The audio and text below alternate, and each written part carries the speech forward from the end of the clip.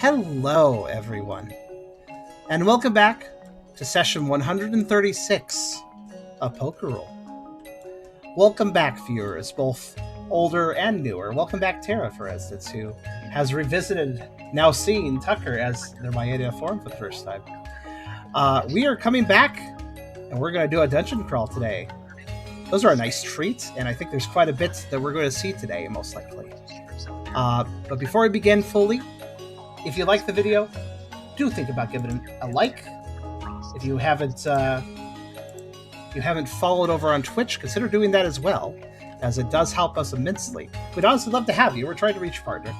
And you can help contribute to that. And also watch the stuff live and interact, sometimes directly interact with the game and stuff too, when we have questions and such. But I also have a coffee link if you want to help directly monetize that. I have a merch link if you want to check that out. And also, of course, I can't forget to mention that we have a wiki as well for Poker Pioneers. You check that over on Mirahees. We also had an older one on that other bad wiki. Don't worry about that. Go to Mirahees. Links in the description. You can check them out at your leisure. And I'm sorry if I sound super off kilter, but I'm hearing myself in somebody else's mic, and that was really throwing me off. That was you coming out of my phone, which was next to my mic. My bad. See, I have my cat on my phone when I stream, and so when I raid out, it that person's voice takes over my phone. Well, congratulations. That's the best way to destroy my intros. But hey, I got through it. Whatever, it's fine. How's everybody doing on the table today? Other than accidentally wrecking your intro, I'm good, because I have next to me some hot chocolate that I have stirred with a candy cane. Oh, that's fun. Lovely. So now it is. I just have a chocolate peppermint tea I bought, which does basically the same thing with less effort. It's very good. But mine's chocolate. Ralph is a tad loud up here ready to eat? Probably. Let me turn it down. There we go. Well, see, I was wanting to check Tubby's mic before my intro, but he wasn't there for it. But it's okay. To be fair, you were getting peppermint tea, and that's a reasonable reason to not be there.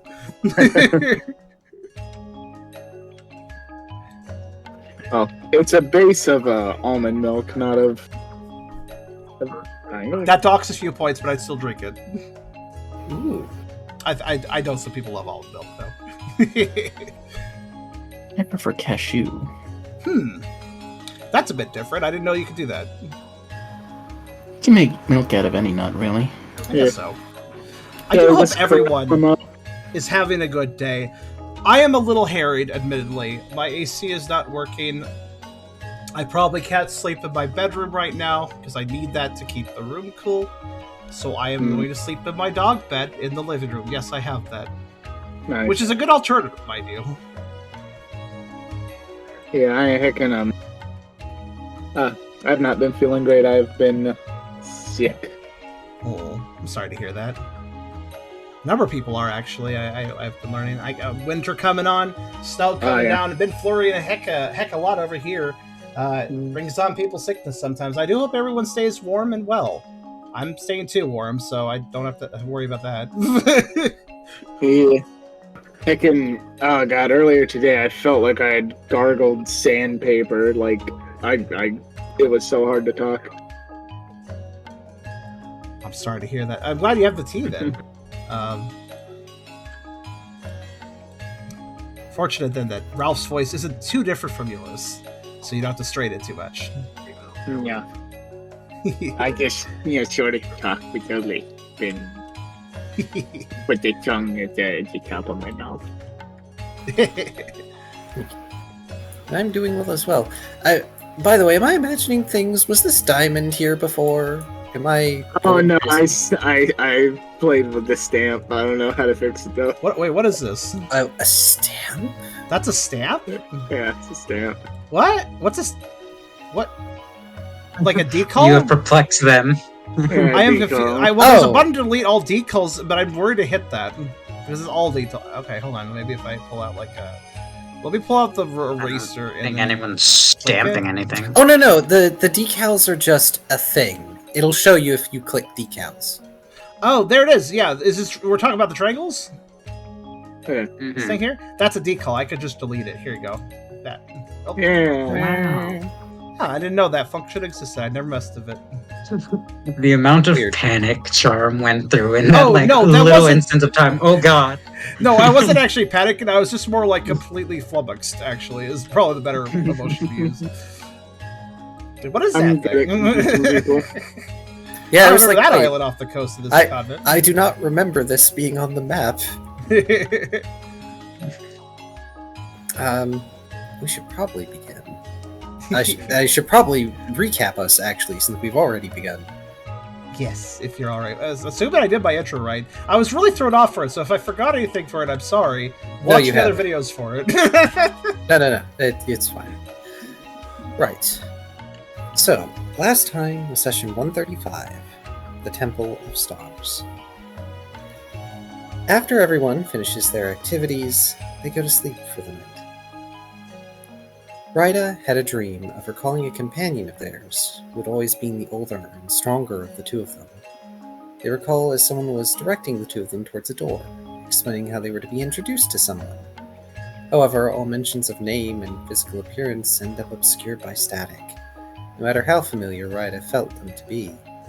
They wake up, recognizing that the dream had seemed to cause them to cry. Seeing as it was almost sunrise, they decide not to go back to sleep, and instead wait on the porch of the manor. Ralph experiences a lucid dream as they stare at the representation of probability. The being welcomes them and alerts them that a technique transcription was at 87% completion. Ralph is intrigued as to what exactly that meant, and exactly what technique they are meant to acquire when this process reaches 100%. The being also elaborates on its concept, drawing comparisons between itself and the aspect of augmentation and corruption, as they all stem from variations of the idea of change. They state how important their role serves, as change is a necessary part of life, and asks Ralph what they intend to do with this power. Ralph ponders the idea, stating that he definitely has an idea for an end goal, but just has to determine the steps necessary to reach that point. Soon, the vision begins to fade, and Ralph is able to return to sleep, the probability remarking on how Ralph has proven to be a most splendid vessel for them. Tucker's dream is a memory of their time as a human. They recall a time when they were seemingly stuck in bed, feeling warmer than usual and having adults frequently come and go to check on them to bring food. He recalls how he caused his mother to worry over him constantly, and how desperately he wanted to be able to go outside. Then he recalls of a time when a vision of a man appeared in a window, reaching through the glass as they promised to make Tucker better. He then wakes up, trying to recall the dream in better detail, but is only left with more questions than answers as to just what that dream was. Lastly, Brooke recalls a memory of Scales as they slept. He recalls having left a certain organization and sneaking around with someone who offered to help them make amends for what they'd done. The person, a bronze-skinned man wearing a lab coat, had wanted Brooke's assistance with looking into an incident involving multiple missing people. However, as Scales holds onto their hand, Brooke wakes up and decides to save pondering that memory for another time.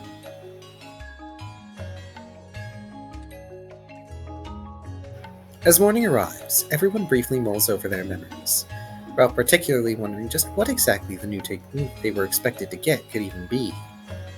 Ralph also notices Tucker seeming a bit out of sorts, and, assuming they may have had a similar dream, asks Tuck if they'd also had a strange dream. Tucker admits that they had just experienced a more vivid memory of their past than usual, telling Ralph that the most he recalled currently was a time that he was very sick, with some illness he couldn't recall. Ralph then shares with Tucker about how they had a dream of probability, telling him that he was to receive a new power, and was stuck wondering what exactly it could be. He also tells Tucker what the end goal he had in mind to be, for everyone to be able to live happily ever after. Brooke, meanwhile, finds Hotdog and V drowsily getting the cart ready. Brooke jokingly asks Hotdog if he's prepared for his solo mission of escorting V and the ghosts back to Savantown.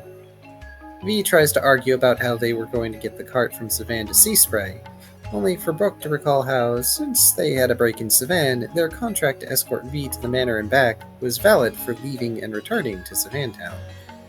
V sighs, grumbling over having not made more clear terms to their agreement, but accepts how they'll just have to hire another escort from Savan to Sea Spray. Brooke and Tucker wish V, Hotdog, and the ghosts safe travels as they finish preparations to set off for Savantown. Brooke warns the ghosts to listen to Hotdog and to avoid following orders from a certain Litleo prince if he was to try bossing him around. This leads Hotdog to joke about how he hadn't seen Prince Zeal for a while, and he was probably still spending time with Hakamo at the Cave of Mirrors. While Brooke tells Tucker to find Lyre to let them know it's almost time to leave, they both hear a loud sound from the porch. Brooke goes to check it out, only to see Ryda visibly uncomfortable and Ralph chuckling to themselves over having surprised them while they were staring off into space. After checking they were okay and lightly scolding Ralph for the mischief, Brooke notices Ryda seems distracted and asks if they're okay. Ryda admits that they had an odd dream last night, but did not feel comfortable explaining it to the others yet. Brooke chooses not to pry, but reminds them that keeping everything a secret doesn't help with building trust. Ryda acknowledges this and leaves, leading Brooke to then ask Ralph to check that Mawile is ready to leave as well. Ralph finds Mawile in the middle of examining her compass. She confirms that the party will need to travel northeast from the manor and, now with a smaller party and less supplies to carry, the expected time to get to the temple should be roughly 2 days at most. Ralph nods and goes to notify everyone where they're needed to go next. Everyone groups up outside the manor to leave. Travel goes uneventfully, with the team having discussions amongst each other whenever they could set up camp. During one such time, Tucker notices Ryda staring at them and asks if something was the matter. Ryda explains to Tucker that, after hearing Tucker and Brooke speaking to the ghosts about trying to make new memories, rather than lingering on the memories of the past, they had been feeling uncertain about whether they should be trying to recall their own missing memories. Tucker ponders that, and tells Ryda that he'd be willing to help them process those feelings, seeing how it was giving them distress, and that they're not wrong for wanting to remember who they were before, even if it brings them pain. They agree to try and work on helping Ryda regain their memories, potentially seeing if connection could help with that. After current events are over, they return to the base. Soon, the party enters the muted glade, hearing a familiar sensation of muffled noise fill their ears. Mawile speaks up, explaining that before they can enter the temple, they need to get approval from Oranguru to allow them to follow Mawile into the ruins. She's surprised that they've not approached them yet, and decides since Oranguru would have an easier time finding them than vice versa, it would likely be best to start traveling in the direction of the ruins and hope for the best. Eventually, sound clears up again as the group moves through the muted glade to the moonbound forest. The party all notice as the orange glow of sunset begins to peek through the forest canopy, and how the light reveals shifting figures between the trees, seemingly hiding from view. Mawile presumes the figures to be Oranguru's group, likely watching team cheer as they travel to ensure they're trustworthy. Mawile steps forward and calls them out for choosing to hide while the group is so close to the ruins already, with Ralph joining in and calling them cowards. With that, a group of Pessimians step out from the trees, greeting Mawile and asking her if she trusts the group she's traveling with. Mawile bluntly remarks that she does indeed trust them, but that her or the Pessimians' decision wasn't what matters in this situation. Despite this, the Pessimian assail the team with random trivia questions and riddles before agreeing to introduce them to Oranguru. I got to Monty Python all of you.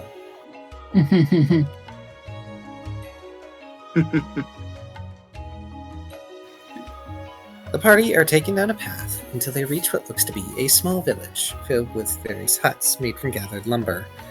In the middlemost hut rests an Oranguru with pinkish fur atop their head, currently meditating as the team approaches them. The Pessimian tell them that they have brought Mawile, along with a group that needs approval to enter the ruins. The Oranguru opens their eyes and greets them, explaining that they have a question they want to ask the party. They ask if they were the ones who had awakened the Claydol Cairn. The party was shocked to hear it be mentioned, and the Oranguru explains that the cairn was an area of great importance to them, and that, if the team were able to awaken the cairn, then they were likely able to awaken the ruins in the forest as well.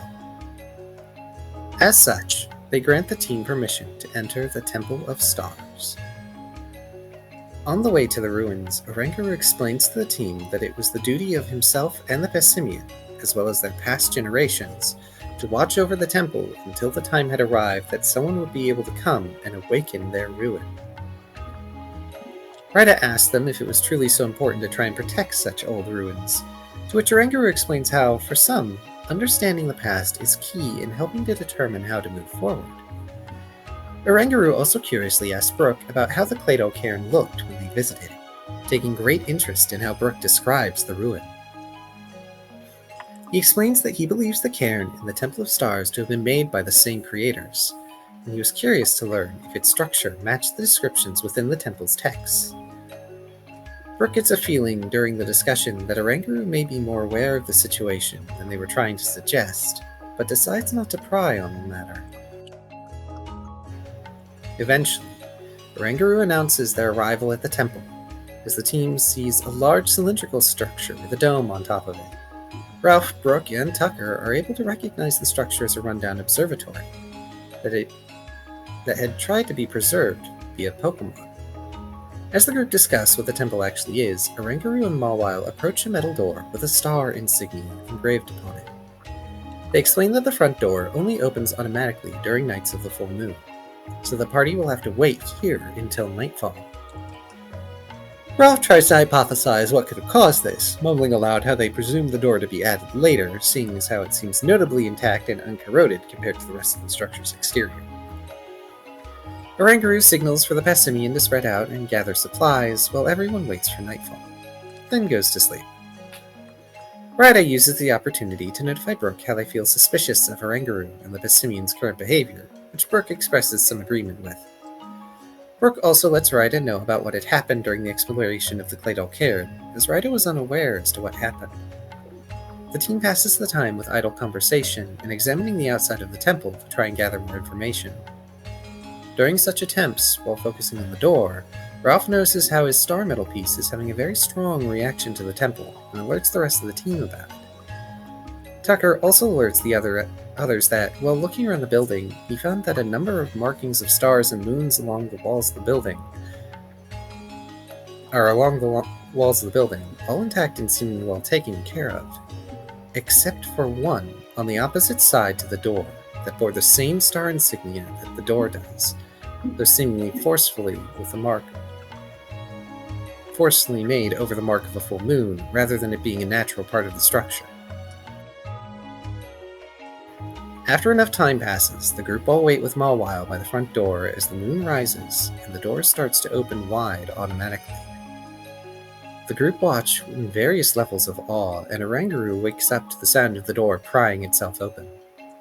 Mawile gushes over the sight, remarking on how useful technology like that could be if reverse engineered and applied in areas around the world, which Ralph agrees with, considering how often used such technology was as a human.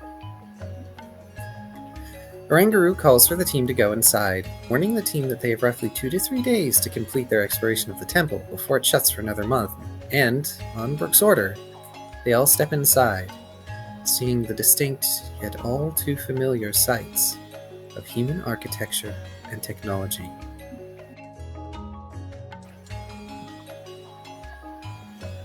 Bypassing a small altar and some old scrolls that are likely written by Pokemon hand, the team travel up a set of stairs, reaching an observation room containing a telescope inside that had been preserved far better than any technology that the team had seen outside of the ruins, and they expected to see plenty more as they traveled through the temple.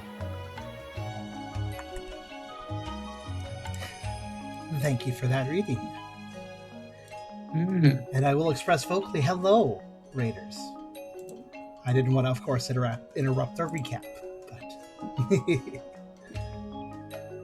Oh, welcome, Raiders. Hello. Yes, a rather large raid is at that. I believe 52 people. Oh, goodness. Hello, everybody. No, 45. 45. Still very close to that. Numbers don't matter. I'm just glad there are people. I was, hope they enjoy. yeah, I was expressing in the chat while you did the recap to also say hello to people. Let people know we're entering a new dungeon. So if you're not familiar with the story, you could enjoy a bit of a dungeon delve if you know anything about a good old D&D dungeon adventure. I'd say it's a fun nugget that anybody could enjoy, even if they're not familiar with the story. Though I do also say we have a wiki and many other resources if you want to learn that story. Yes, indeed. When we last left off, all of you were staring in awe at a telescope. Mm-hmm. And I do remember describing the room. It is an observatory room, so it's fairly large and wide open for the telescope to be in there. The roof is not yet open, but there was a crank off to one side that y'all noticed. So that probably makes things go, since I've just used all my words recapping for this moment. Oh, it's fine. And also, I'm aware that I believe Brooke, Tucker, and Ralph can recognize the structure somewhat in here. Probably most of all Ralph, I'd imagine, though it's not exactly... Indeed. It's not... I don't believe stellar observation was his field of study as a human, but... Or was it? He did see... He worked places before Bill. Oh, cool. And Tucker probably went to an observatory for a field trip at some point. Yep. And before, Brooke was also present during the school field trip, but they were not in school. Just happened to be there. Also, I should just do a quick little comment, since Tucker wanted to nudge me about it. The artwork on the table that I added is a very cute picture done by Xeniomorph.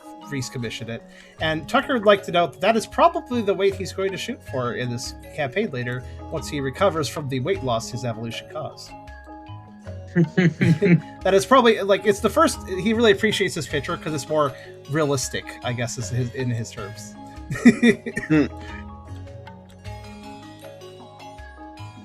Obtainable and live-atable.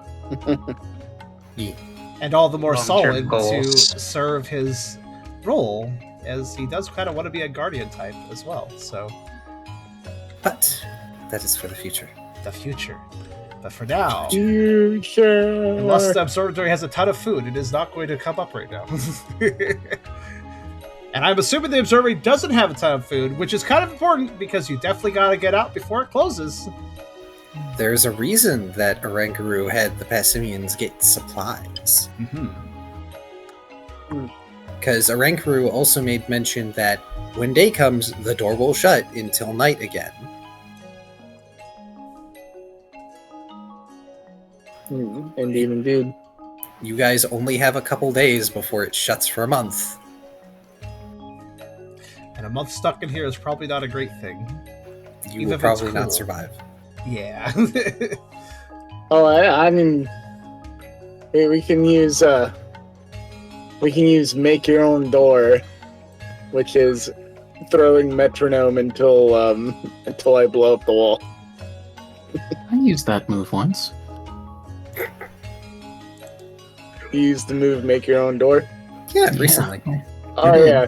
But, yes, what are you all doing? Can I figure out how to use the telescope? Well, you can surmise that the crank will probably at least open the roof. And there are controls with a big question mark there at the base of the telescope. There appears to be like a panel of some kind, at least quite close to it. Indeed. Right, it's still probably doing stuff. My bad.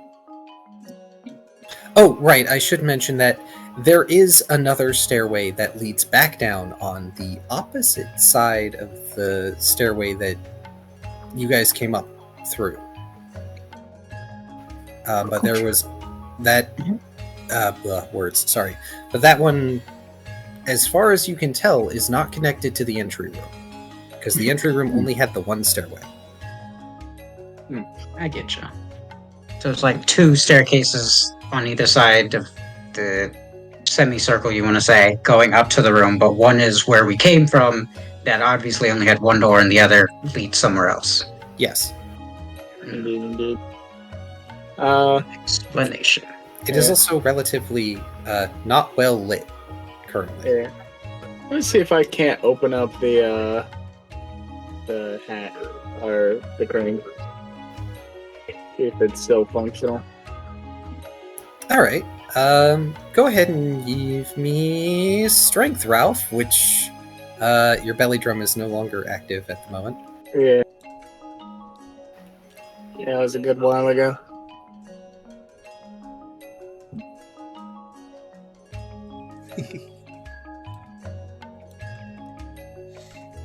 I guess it's worth asking as well.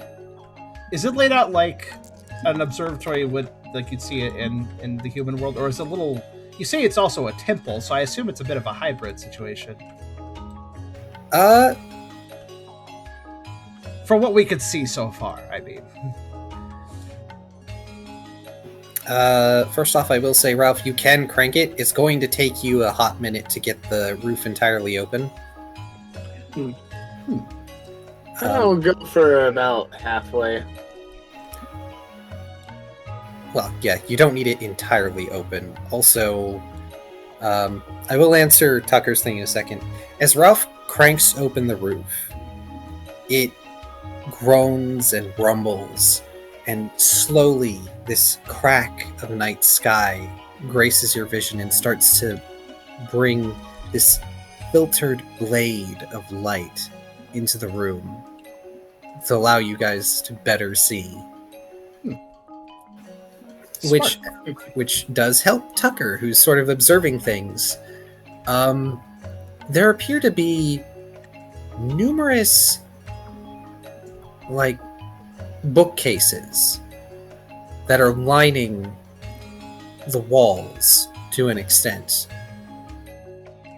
It appears that they cut off where the observatory might rotate or move, but there's stacks of books and scrolls of all kinds stuffed into these shelves. Ooh. And another thing you will notice, Tucker, because I know you are very nose sensitive, is there's no dust. Or if there is, it is a very thin layer of dust, which is unusual for some place that's closed for like 26 to 27 days out of a month. No kidding. Technically should be abandoned to a decent extent at least, but that's interesting. Yeah, Tucker will immediately notice the lack of dust in here. Normally he would probably do a little sneeze at some point in an ancient ruin, but not so much here. Tucker will go over to the bookshelves and like just kind of eye over them, see if anything looks interesting to him. Okay. Brooke, you were fiddling with the telescope in its panel. Yeah. The panel has a pair of cranks as well as a lever. There's also a couple of what look like were button sockets at one point or another, but they are now buttonless.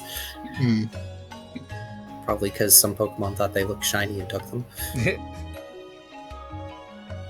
I'll pull the lever. Oh, the lever crawl. Okay. So, at first you could have pulled the lever, and there's this ka-chunk. As you pull it, before the roof is open enough for the telescope to see out of it fully. But eventually, once Ralph is finished cranking for a period of time, the lever unlocks, and you're able to pull it down, and the telescope begins extending very slowly out from the roof of the observatory.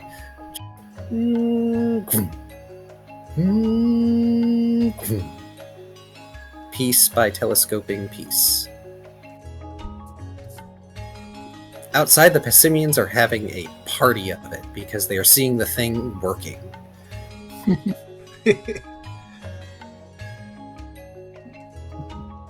Can I see anything through the telescope? That's an excellent question.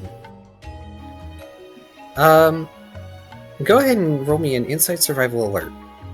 While I briefly bounce back to Tucker unless Ryda has something that they want to do right now. You can do Tucker's thing first, yeah. Okay. Okay. Tucker.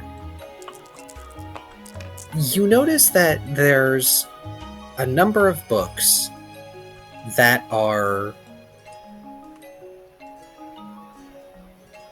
written with the Pokemon language specifically, and these seem to be the ones that have the least wear and tear.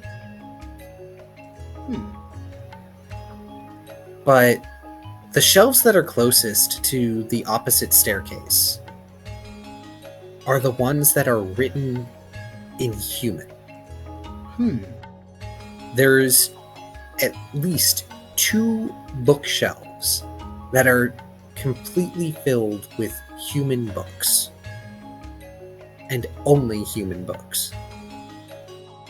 Ooh. I just realized a very basic question that I've never asked. And that question is, can Tucker read those? Tucker is going to pull out one of the human books. Perhaps something that looks a little more... what's the word? Middle school level? If there's like a book, like a science for kids or something on that level, that's what he'd pick out. A book that has like a bit more of a colorful binder, I suppose. Okay. You managed to pick out a book that looks colorful and possibly middle school level.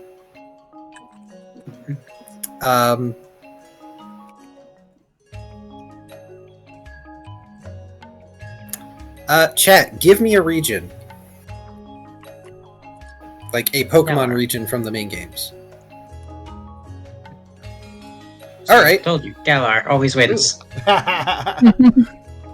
Alright, Tucker, you have pulled out from the bottom shelf, because that is easiest for you to reach, Yes. a colorful book with a white base cover, and it's got like orange and yellow and some blues on it. It says The Fauna of Galar. And on the cover are a number of Pokemon from the Galar region, including some that you may or may not have seen.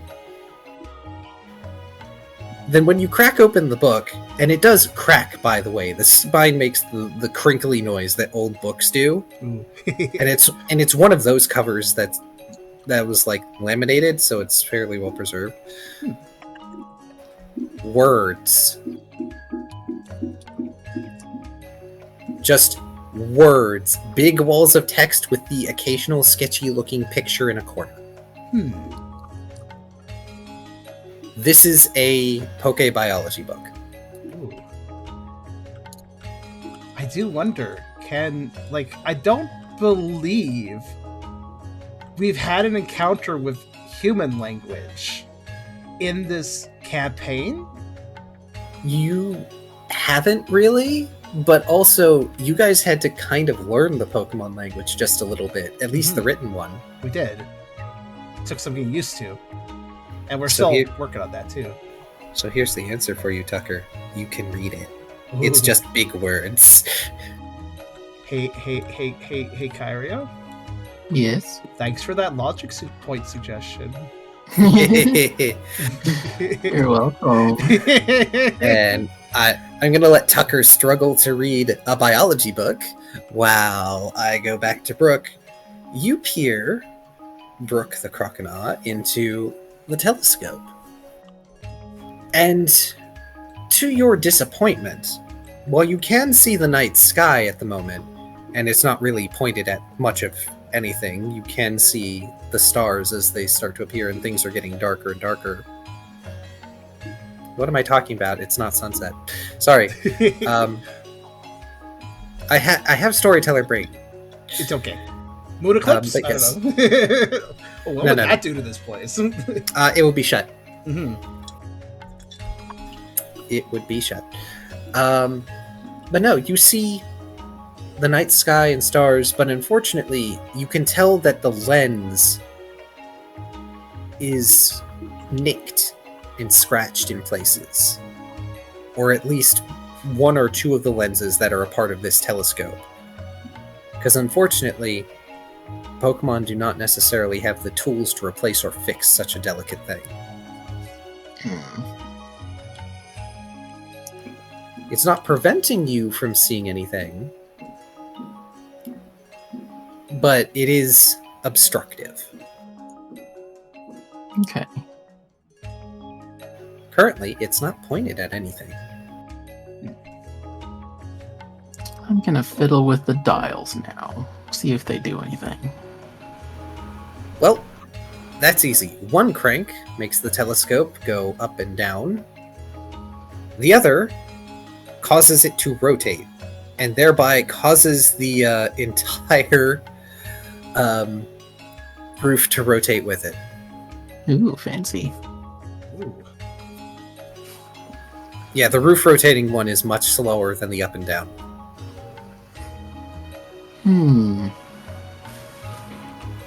Can I remember a specific constellation or something that I might be able to locate?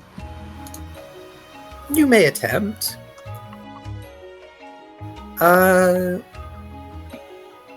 Give me Insight, Survival, Logic. Since you're drawing on memory. Yeah.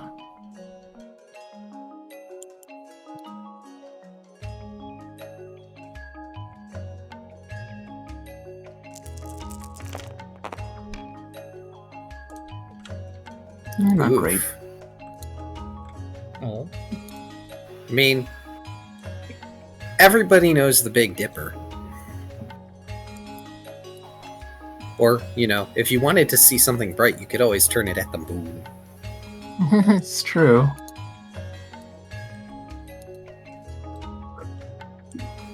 Yeah, with your relative knowledge, you can look for the constellation, the Big Dipper, if you feel like it. Sure, I'll go look for that one. Alrighty.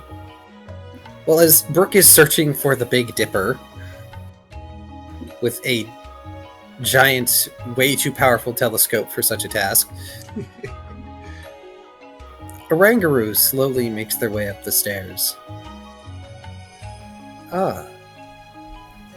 I see you have gotten the mechanism to work.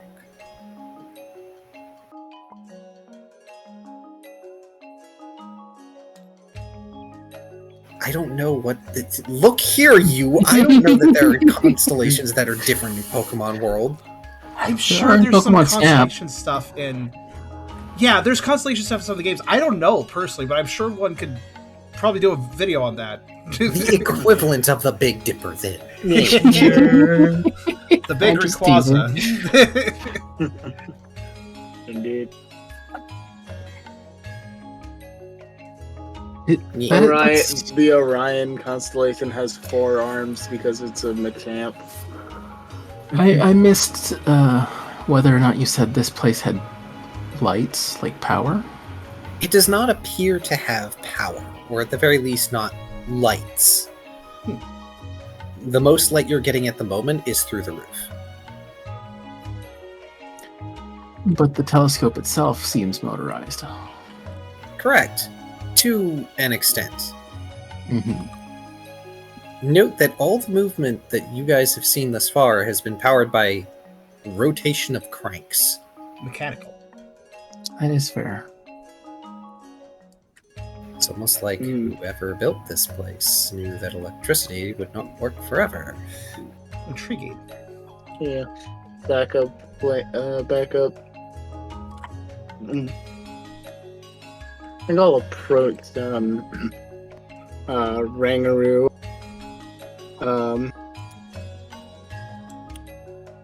And ask, yeah, we sure did. Say, would you like to know what this thing does if you haven't worked it out yourself already? The Orangaroo smiles, waving their fan a bit. Oh no, I have been in here many a time. I know what the telescope does. Ah, and he knows the word. Actually, I suppose it wouldn't be smaller, weaker telescopes wouldn't be super uncommon. They might be referred to as spyglasses. Yeah. And who knows if they're even speaking English at the moment. Yeah. Yeah, so Ralph kind of nods. Yep, it's essentially a giant, super-powered telescope. I look over. I can't imagine all of the lenses will have been undamaged after all this time. They frown and nod. Unfortunately, we do not know how to repair them. It is why it has gone unused for some time. Although our predecessors used it to worship and to watch the stars.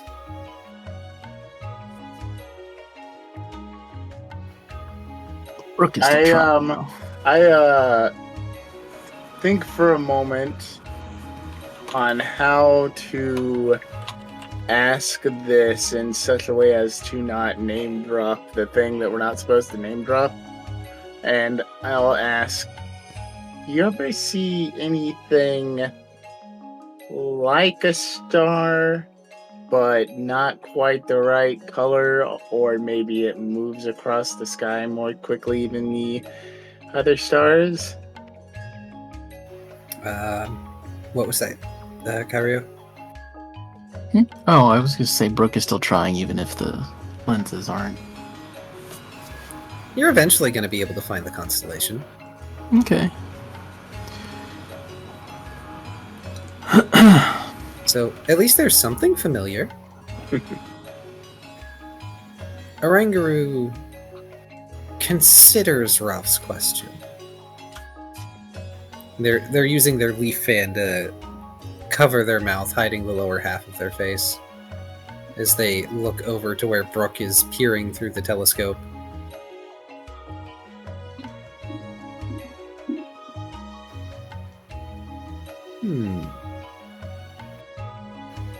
We have observed what the books call comets more than once. If you were to turn the telescope toward Aster Rock, occasionally you will see... what are they called?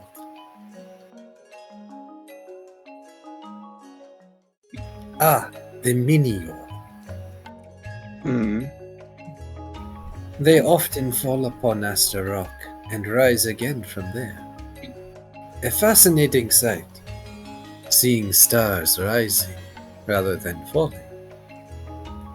That is interesting, and not one of the answers I'd have expected. And it does explain the name of it, sort of.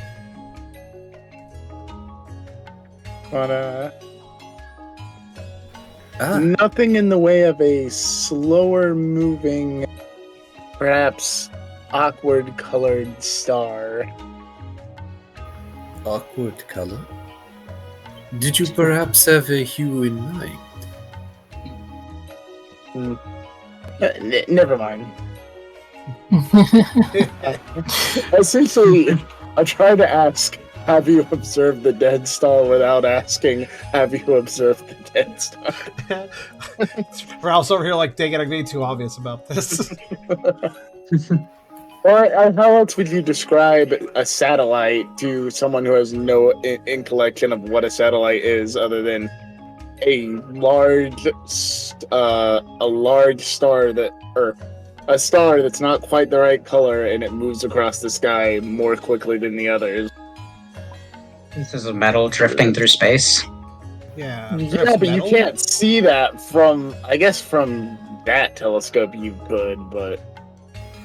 Brooke starts turning the telescope towards Aster Rock, Oh. which means it starts swinging slowly towards where Oranguru and Ralph are.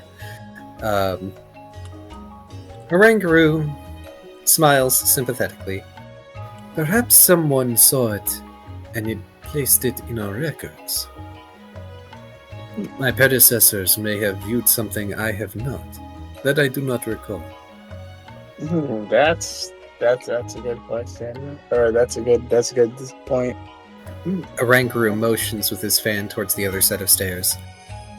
Yeah, The where room there we use for storage.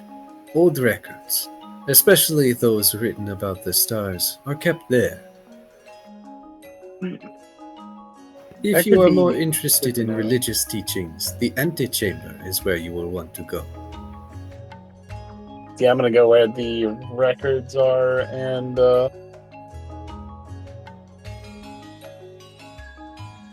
see how the records are kept.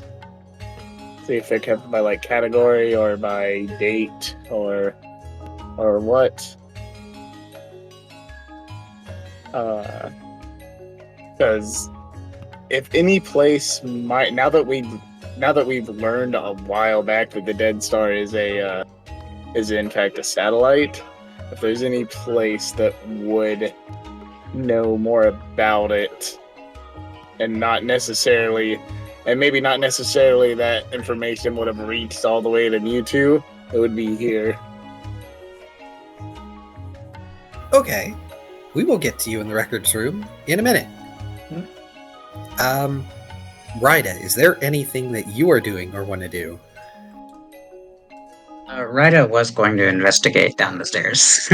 Oh, perfect! Another R&R episode. Here we go.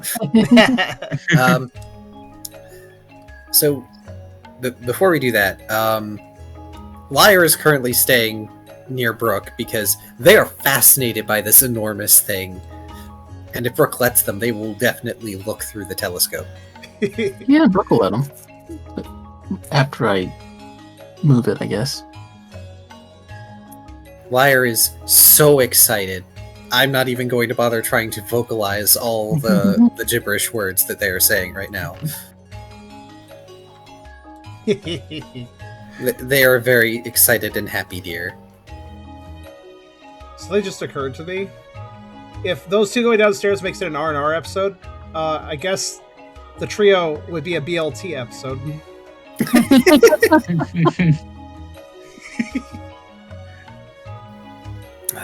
Goodness. Glad I've already had lunch. Don't make me hungry. Lala's just on the side like, yep, I'm here too. Well, sorry, she didn't work for the joke, so.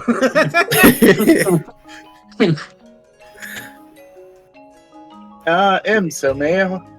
Oh yeah, BLT with Mayo. There you go. Yeah. But, Brooke, you are eventually able to turn it towards Aster Rock, and while you can't exactly see Aster Rock, one of the things that you end up noticing as you're rotating this around is somebody has marked along the rim of the roof shapes that look kind of like landmarks. Mm. A puzzle. You know that Aster Rock is this giant plateau, so when you move over the plateau, you do see this, especially if you have the telescope all the way rotated down as far as it can go, you can very distantly see like the top of the plateau. And Aster Rock is the only landmark that you all have heard of that could be that tall. Aside from like the distant mountains like Mount Freeze or whatever we named it.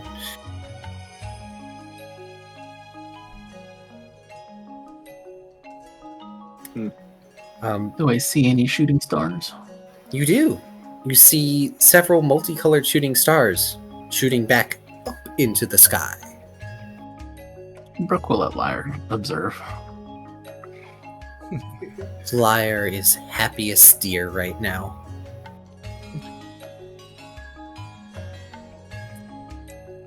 Cute. Brooke is satisfied with what he can find at the moment, so he'll head over to where Tucker is. Well, while Brooke and Lyre have been doing telescope things, and Ralph and Orangaru have been talking, and Ryda has gone down the stairs to storage, Mawile has gone over to Brooke. Not Brooke, to Tucker.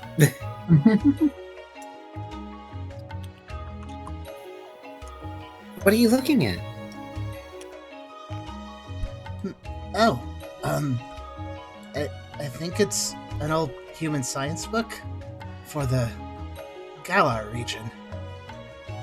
He says it with some acknowledgement. Her eyes widen. Wait, you can read that? It's a little hard still, but yeah. I remember this. How to read this. Heck, I even remember the Galar region.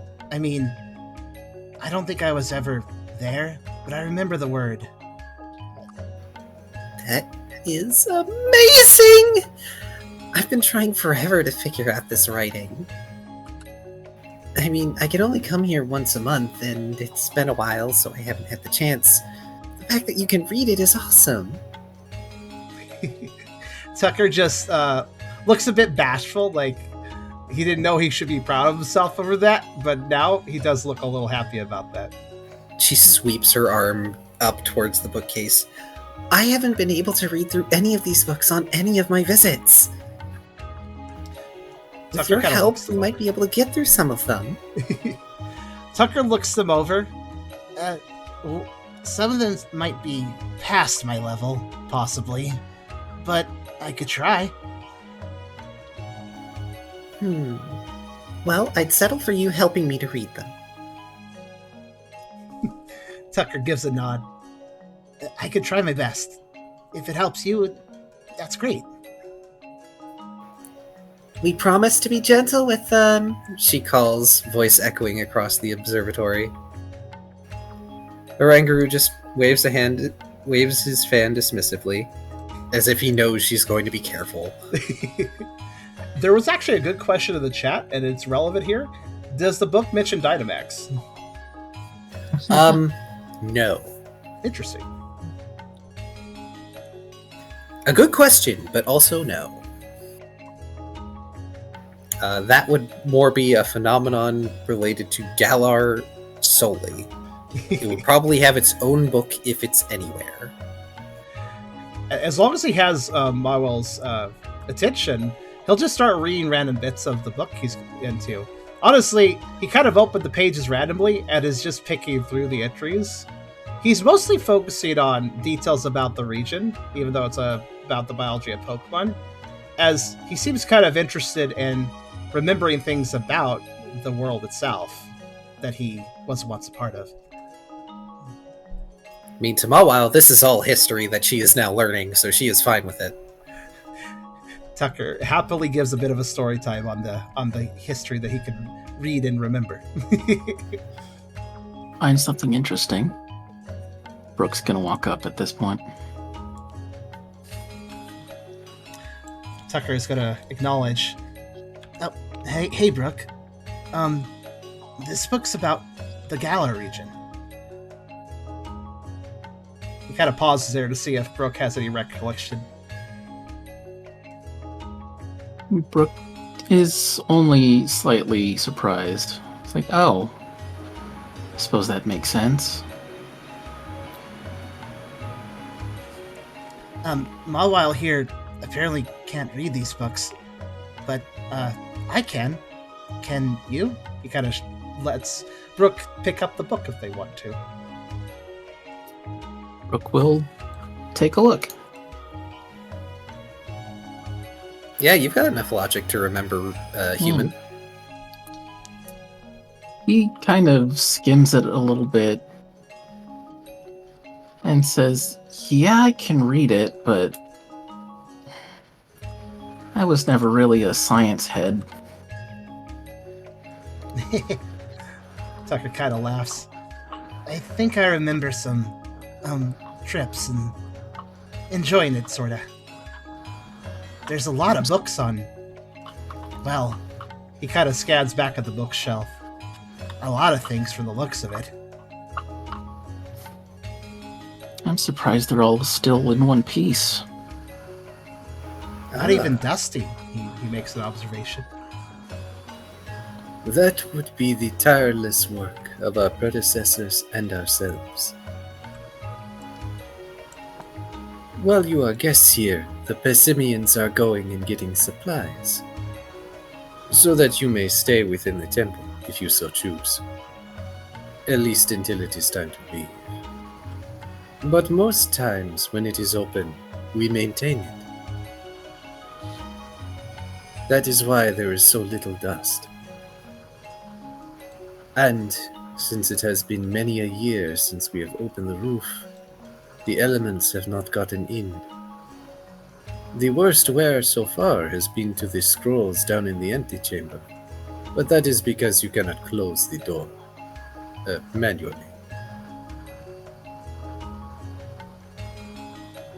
I can attest to this. It got drafty when I was down there.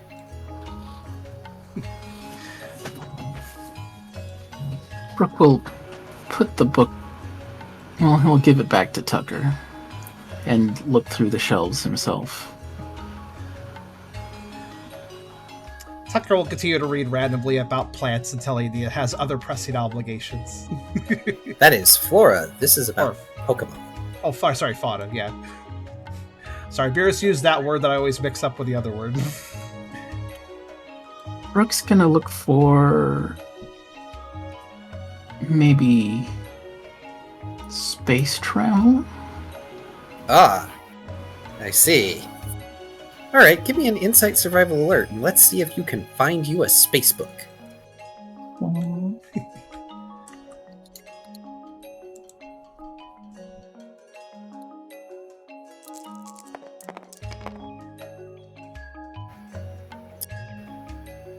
Okay.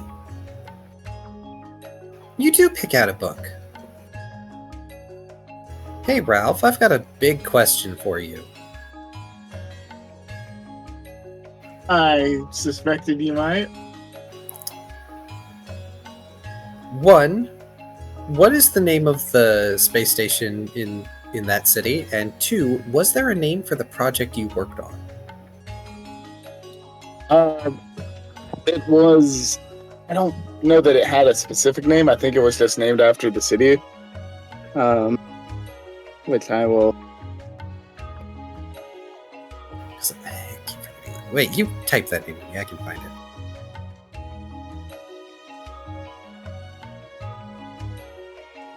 Explore.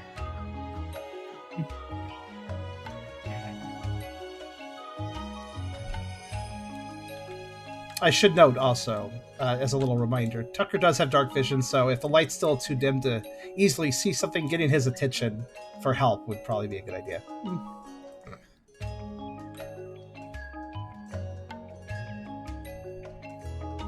I should really give Ryder something that helps them with night vision. The project would have...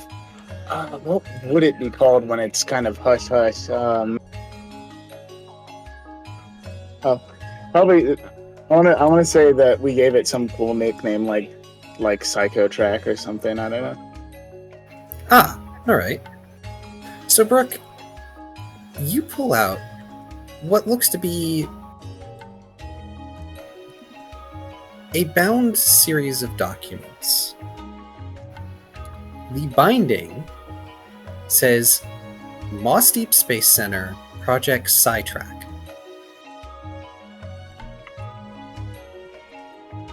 Space Center. Does Brooke remember hearing about anything like that? The project, no. But Moss Deep and the Space Center? Probably. Okay. Brooke will start to see if he can read anything in there.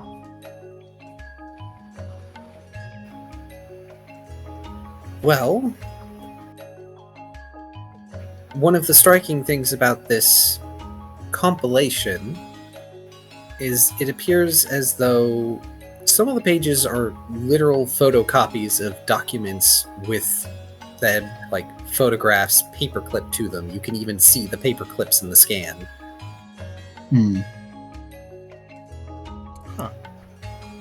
But there's multiple scientists, staff, and what pictures are still legible in this document. There's a picture of cubicles. There's a picture of a very heavy locked door among these pages as well.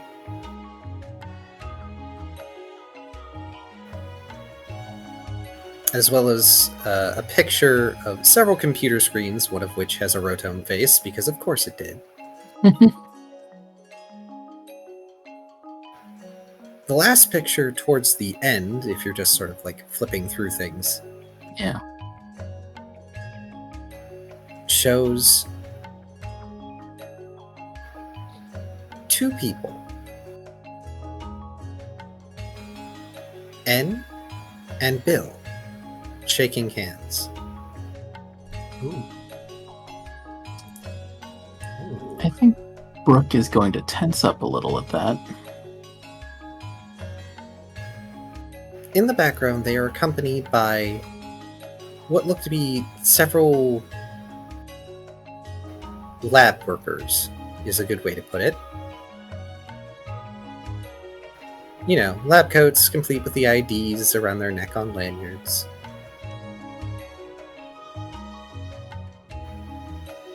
This final page has one line of text. For the future, in symbiosis.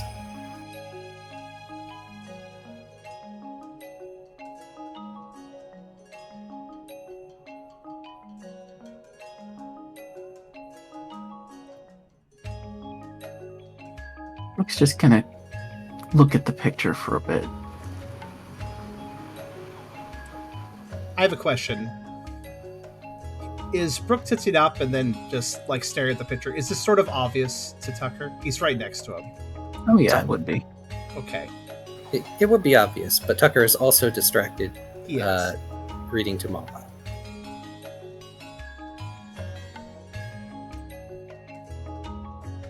After a moment, he'll just slam it shut and put it back on the shelf.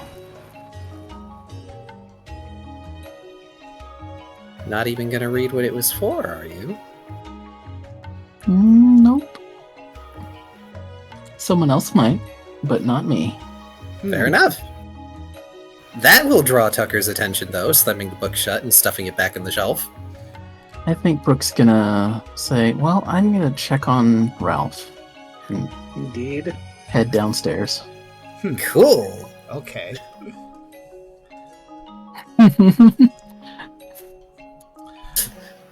Tucker just jets his head up. I sense someone unhappy.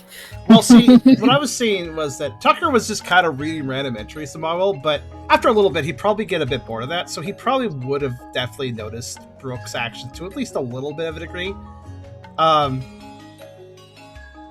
He will nod to Brooke as Brooke says that and heads away. And then kind of mention to Wywile, are there any particular, like, subjects you'd like me to pull from the bookshelf? Obviously, we can't bring them all, but, well, this is your expedition, technically. So, what do you want to read about? Bawile has a notepad that is already, like, half full of notes. Oh, oh, shoot, I didn't think that far ahead. You'd think. Think.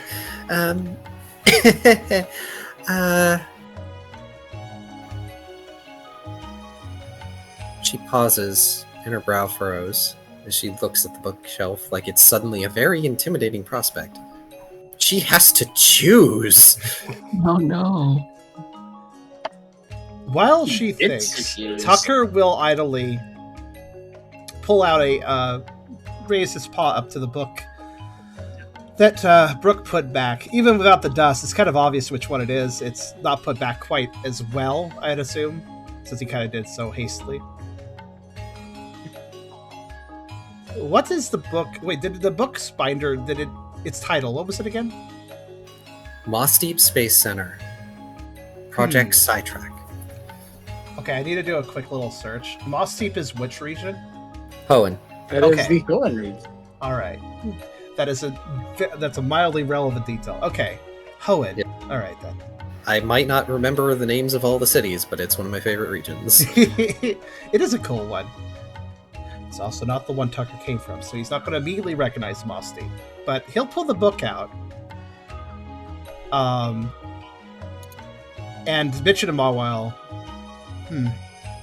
Brooke seemed to find this one interesting. He says the word kind of slowly, kind of realizing in post that Brooke had a weird reaction there to this book. I wonder what's in this. Mawile blinks and tears her eyes away from the bookshelf to look at the book you have. Oh, I vaguely remember this one. There were pictures in it of humans, but I couldn't read what was inside. Tucker will, somewhat randomly, admittedly, page through it. He doesn't know exactly where Brooke was reading in it. Same images as before. People, offices, cubicles, the heavy door, computer screens with rotome. He does pause with each of the pictures. I recognize some of these machines. And, I don't think I was ever here. But keeps paging through. And when he gets to that particular photo, well, any photo that does have any subtitles, he'll read them out for Mawile in case it matters to her. When he gets to the... Yeah. Okay, so let me give you a couple subtitles. Okay. There is definitely a picture of the Space Center itself, which will just say Moss Deep Space Center.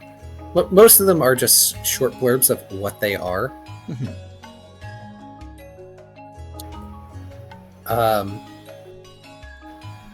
For the offices, it says West Office, cubicles 1 through 9. For the computer screens with Rotome, it says Testing Security System Monitor. For the door, it says Highest Security Clearance, Subject of Sidetrack.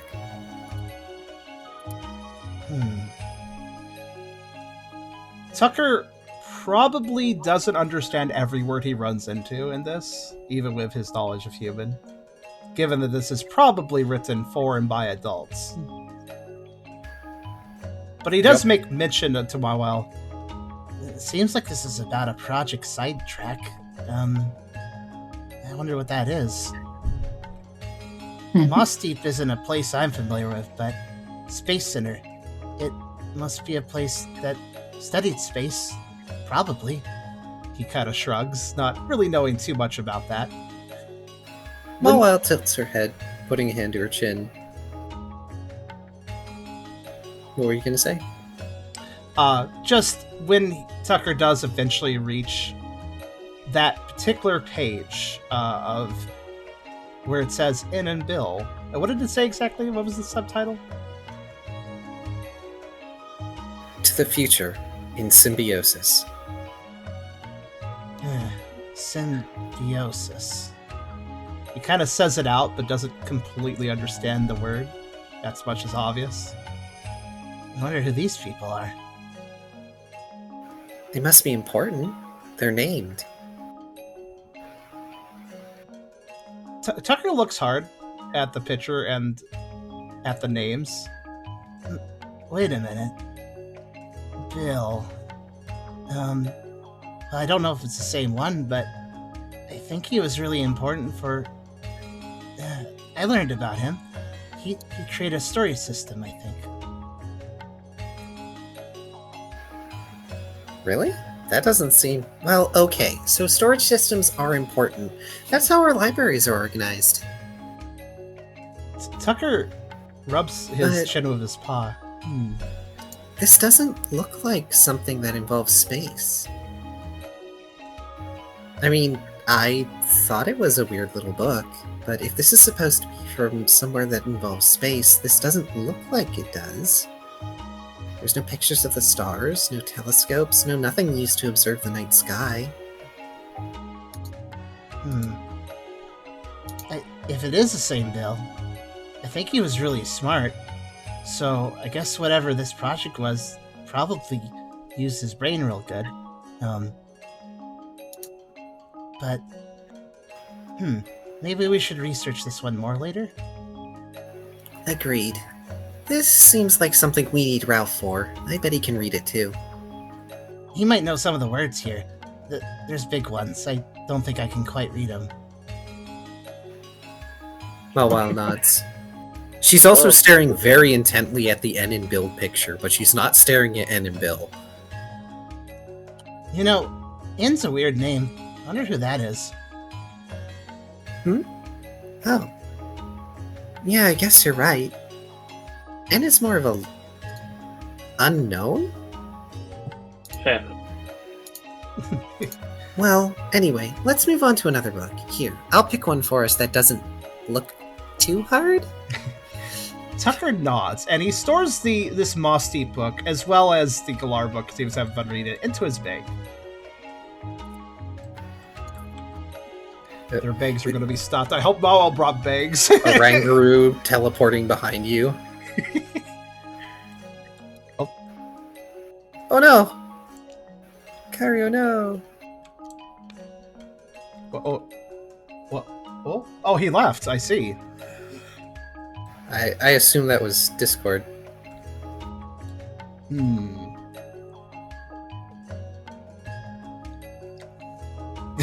Welcome back. A girl teleporting behind is a little creepy, actually. Oh no. Hello. Hello. Hello. I'm back. Hello. I'm back. I hope you didn't miss too much. But I yeah, heard teleport behind you. That's about it. That was where we stopped. yeah. Because then you teleported away. Yes. I'm But sorry. I clicked a button that had a light on it, and it restarted my Discord. It's probably No. the update button or something. Yeah, I noticed it it does was- have. Yeah. I haven't updated yet. Anyway. I just idly clicked it, not realizing I was in a call. Aw. I've done that before. Don't worry. But yeah, Oranguru approaches, and Mawile is going to gingerly, tug on Tucker's floof. You know this isn't a library, and we can't take them with us, right? Oops. Tucker kind of sheepishly pulls the books back out. I guess I'll just let you hold on to them for now, then. She nods and sets them aside. Oranguru stops approaching. Goes back to observing Lyre, who is having the time of their little life.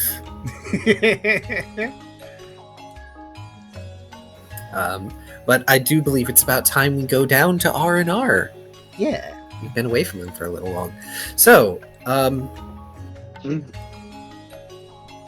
Ralph and Rida, because for simplicity's sake, I'm going to assume you're going down at relatively the same time. Yeah, we're probably right after each other. The records room has a series of shelves. It's kind of a cramped space. And each shelf has a number of scrolls on it. Because of course it's scrolls. They seem to be mostly made of bark or leaf or some other relatively primitive material. It's not until you reach some of the middle shelving that there are actual vellum paper or papyrus scrolls. Interesting. So the more recent scrolls are on more primitive materials. The older scrolls are on more primitive materials. Oh, okay, cool, actually. Because only recently have they been able to start acquiring better materials. Because it's very possible that whenever the whole record keeping started, they didn't know what to use, so they used what they had.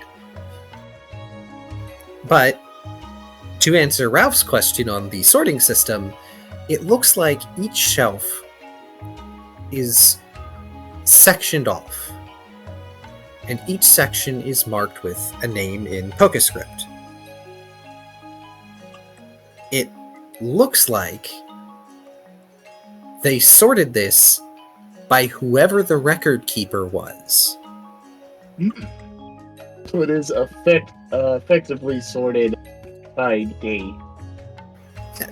Or by, Kinda. chronologically, by generation, more or less. Yes, pretty much. Some of the sections are much smaller than others. Yeah. And there's not really much in the way of empty space on these shelves either.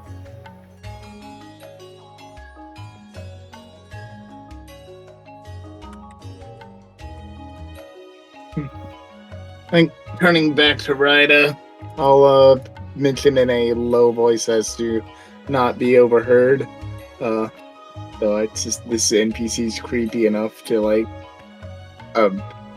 be an inch behind me, even though he wasn't there before.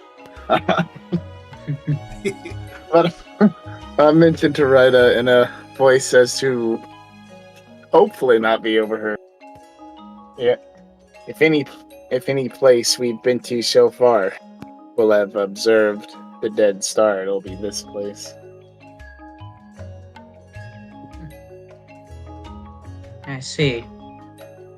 Is that information you wish to look into? I'm not particularly sure, but I'm not particularly sure I want to. I mean, it's, being a pioneer isn't really a want to kind of business. Like, do you want to go, actually, I guess it kind of is if you're an adrenaline junkie. But I'm in Team Cheer against my will. It's more like, do you want to go into the on fire woods filled with a deadly gang to like save the kid? Not particularly, but that's what we do. I don't particularly want to put myself in that much danger, but someone's gotta.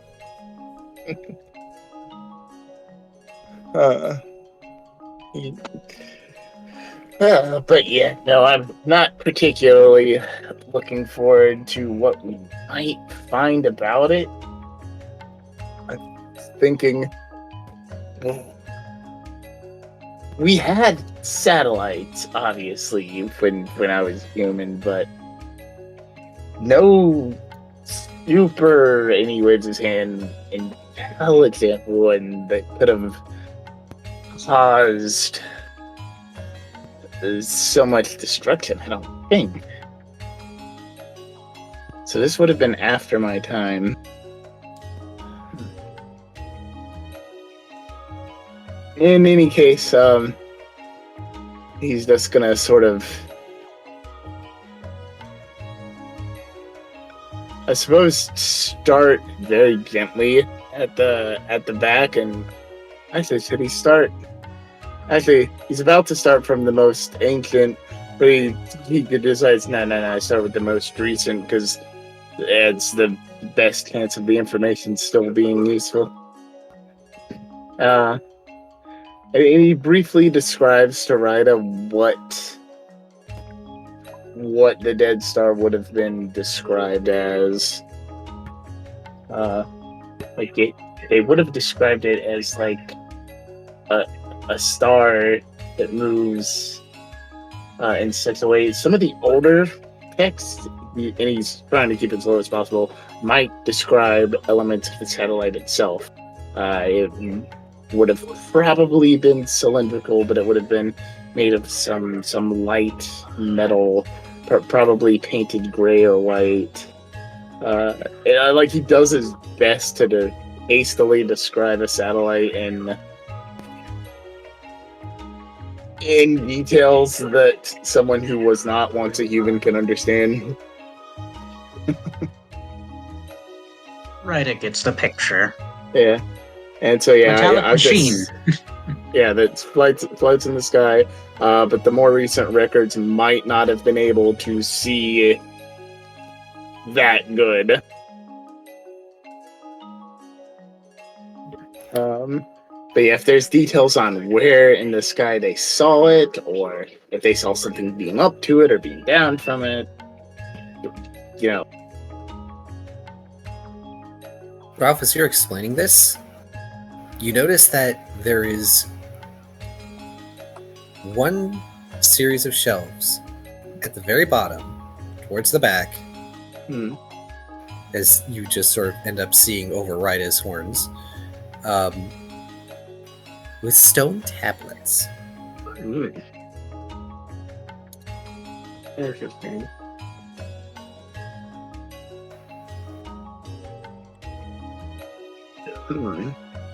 Either to keep a record in stone, it must be important.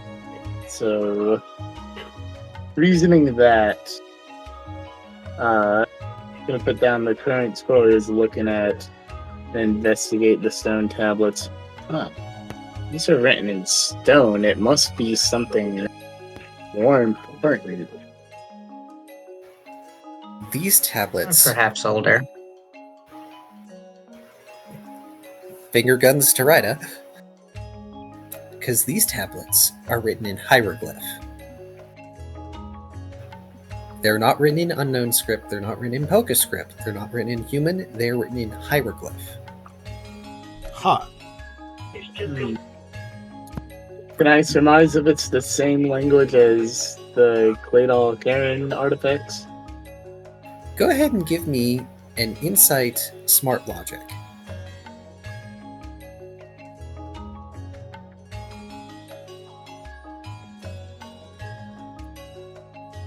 I was also going to look over them. Not that I doubt they would understand hieroglyph, but they're going to look at them. Depends if they're Pokemon hieroglyphs or people hieroglyphs. Ironically, Ralph would probably be more familiar with Pokemon hieroglyphs since he was tasked with helping translate them. And he wasn't a historian, so he will not have studied human hieroglyphs. So, given that you've studied this sort of thing, you know that these are effectively Pokemon hieroglyphs. These might be among the oldest examples of Pokemon writing that you have seen. There is one tablet, and only one, that contains a hieroglyph that you recognize. And it is the same mark that is on the door. It is a misshapen star. And it is at the center of the tablet, with all other hieroglyphs around it. A star. It's stupid.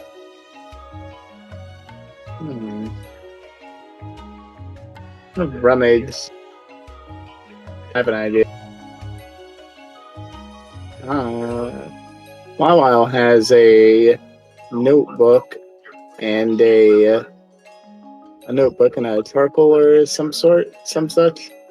Oh yeah, she always comes with that sort of stuff. What sort of archaeologist do you Awesome. take her for?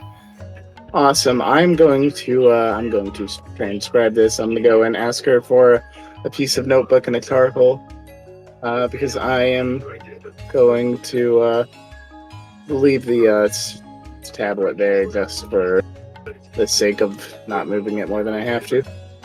But yeah, we're going to do that old trick of putting the paper over it and rubbing charcoal. You know what's funny? I was thinking of doing the exact same thing, and I already have a notebook and pen on me. Well, aren't you prepared? Yep. Oh, shoot. Right has their notebook. You do! You just need, well, don't you already have, a little charcoal writer? Yeah, because that's how I've been keeping notes. Yeah, so quite literally, it may wear down your writer, but you can always get another one. That's good thinking. That's exactly what I was thinking, except I'm not prepared like you. Darn it, Ralph has no chance of seeing that file at this point. I jest. But yeah. Oh, that is burning inside of me because. Don't worry. Let's. Oh yeah, let's... they will approach me about it. I'm sure if I don't approach them for something. Indeed. All right. Well, Rita, it's not going to take you much effort to get a charcoal rubbing of the tablet.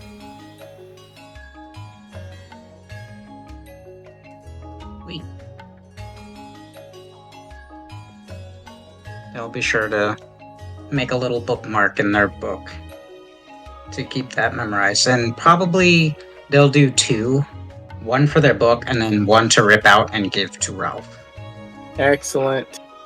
If I recall, Maul could read these, right? Because that's the reason why we went to her in the first place.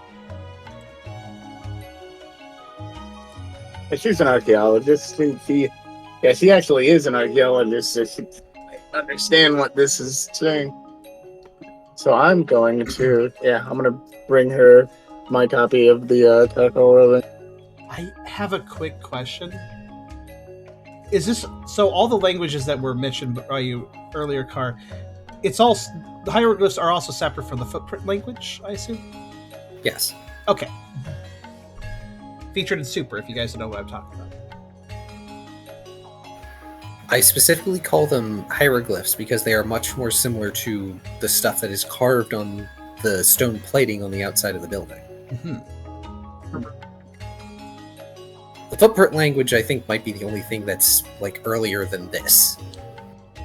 I am aware Mawel can translate footprint, that much as I am aware of. Again, if it is related to Super. Yeah. And I did message you, Tubby. Oh. The gasp. Indeed, the gasp. Ew. I assume I'll Ralph have takes to his keep an sketch eye to on it. Mawile then. Indeed. I notice. I consider something for a bit. But yeah, I'm gonna. Actually, Wasn't Brooke heading down the stairs to where you guys were at some point? Yeah. Yes. like reach in my bag and then like, I'm not ready to open that can of worms just yet. And I will instead bring the sketch to Mawile and see what she can make of it. Okay. So, was there something that Rita was going to do in Ralph's absence?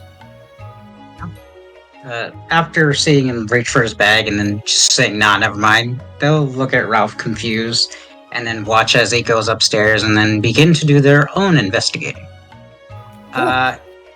And they're going to specifically look for any strange, like any sort of written documentation of strange entities that don't seem normal Pokemon-esque. Oh. Like any weird sightings. Oh boy. Okay. Smart. Yes. That's good. It's Ryder can think like a Pokemon and think how a Pokemon might actually document it. Okay. Well, first, give me an insight survival alert so you can just peruse through the shelves and see if you can find anything quickly that you can read. Because as Ralph is about to go up, Brooke comes down. Ralph does make a good Tubby makes a good point, though, there. For us ex-humans, where we have a detachment makes it harder to read from the perspectives of those writing these things, that Rita may have an easier time identifying with. But maybe not of that role. Yeah. Not Still succeed. You do still succeed. It's just going to take you a little bit. You're currently in the section that has some of the oldest stuff, and you are not exactly a linguist. That I know of. Is Rita a linguist? I mean, they read casually, and They were they in the are library. well informed on certain amount of things. Probably exposed to a lot of literature at the time. But it's not about the literature, it's about the language it is written in. Indeed. It's true. Sadly. Well, whatever's most common for the library, probably just Pokemon common in that case. Yeah. Modern PokeScript. Yeah, perhaps other languages that are modern languages, but ancient ones probably not so much. Nah. Something automated translation, curse you. But, yes. Brooke, you'll come down to Ralph heading up with what looks to be a page in his hands. And right What's is... that? Oh, go ahead. I was going to say, and Rita looks to be searching shelves. Brooke will just ask, what you got there? Ryder made a couple charcoal copies of one of the stone tablets that I think is pretty interesting. I'm gonna show him. This is the same symbol that's on the door, and there's a star of sorts, a sort of broken star. You know, one might say it's dead. Might be a I'm reach, gonna but Yeah, reach any is reach what as we good as got. any. Yeah, reach is what is all I got. Though I do have, and I look back down into the chamber, one more lead to follow after this. All right, Yeah, I'll take a look around down here myself.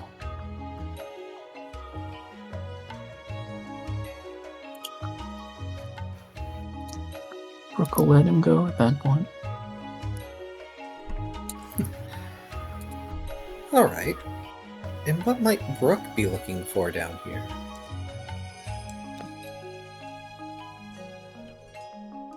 That's a good question.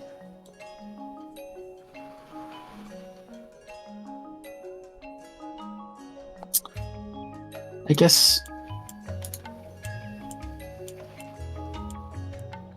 I'm curious on what the earliest record I can read is. Well, that's gonna put you basically with Rida near the more modern records, since both of you can only really read relatively current PokeScript, and possibly like one era of syntax back, as in ye olde PokeScript. Yeah, Right. that's what I was thinking, the equivalent of Yale script. Ye olde PokeScript. Or should I call that old Galarian PokeScript? You know, I was going to remark at one point that Tucker probably struggles a little bit with that book because there's like a lot of weird E usage and stuff, and OU and. That would be correct.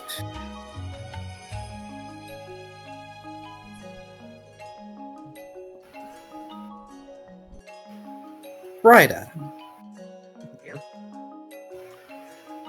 You have to reach past Brooke a little at some point as you're just briefly perusing these scrolls looking for anything relevant. But you do find a scroll. It mentions a shining man.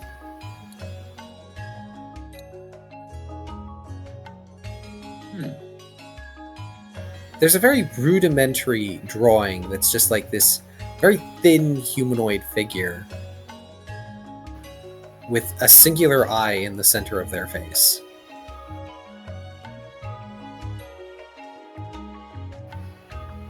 And the scroll basically details that this shining man came by to visit, but was turned away.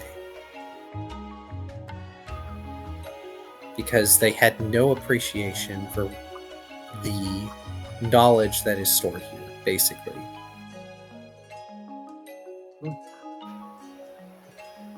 And the end of that record is that the Shining Man left. They didn't do anything. They were courteous. They were polite. But their voice never changed.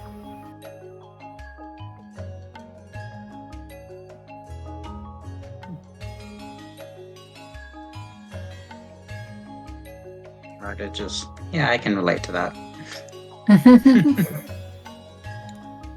But yeah, Rida will make note of this, sort of jotting down a bit of info in their journal and maybe trying to do a sketch of their sketch, trying to get it as close as possible, or just making note of key details of the figure if they were to recognize it again. I'm not sure if they should sound familiar. I don't think they sound familiar. Smiles. My first guess was the Clockwork Butler, but I don't exactly remember specifics of what he looks like. There's also the metal dude. That Mercury? Yeah. Probably matches the description a bit better.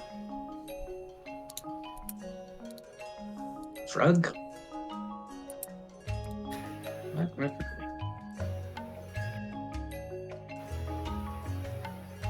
Are you just... is Brooke just, like, reading over Ryda's shoulder? No, I think Brooke's looking for anything interesting, but if Ryda hasn't brought it to his attention, he would be reading. Okay. Because most of these scrolls are just, like, the movement of the stars, and their names therein.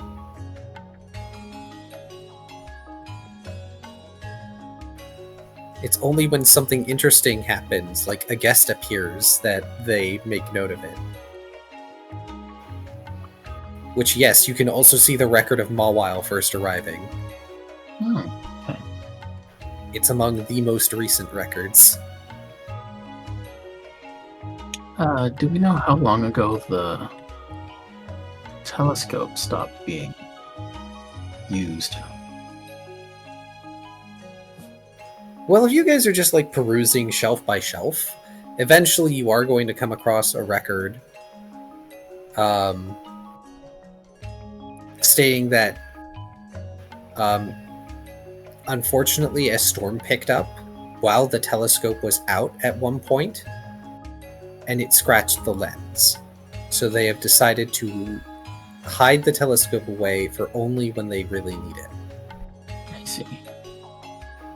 Though this keeper in specific mentions that they aren't sure why the telescope is so important, just that it has been for generations. Right.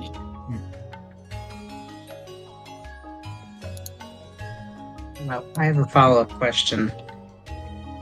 The metal man approached and spoke with someone. Is it documented who they spoke with? Yes, they spoke with one of the keepers. The keepers have been Oranguru for multiple generations now, so it is, unfortunately, Keeper Oranguru, because of the naming conventions of Pokemon.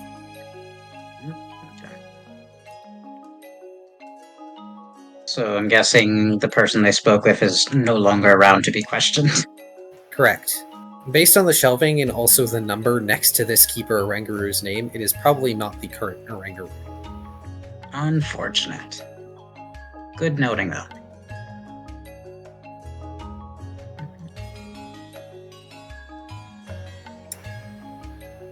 Yeah.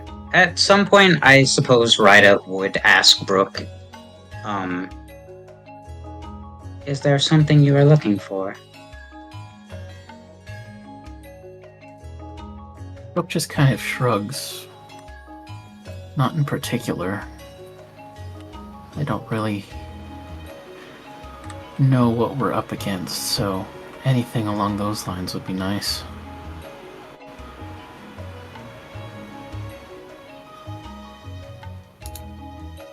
Thou seekest tactical knowledge in a bastion of science. It's true. Brooke's a little disappointed that they haven't really found anything yet. Yeah. That's okay. This is not exactly a place I would expect Brooke to enjoy. Yeah. You know, sometimes the worst thing about a place without enough information is a place with too much information. Yeah. It's a matter of relevance. Sounds like a kid who hated school. That's a reason to become a trainer, okay? Yes, everyone can relate. Homework. Speaking of homework, Ralph is bringing his to Mawile. Dude. That's my homework. Yep, Mawile is currently with Tucker. They have picked out a book that is significantly easier for Tucker to read.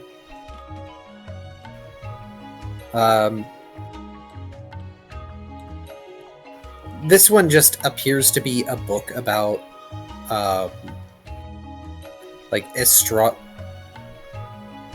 Is it astrology or no? Astronomy is.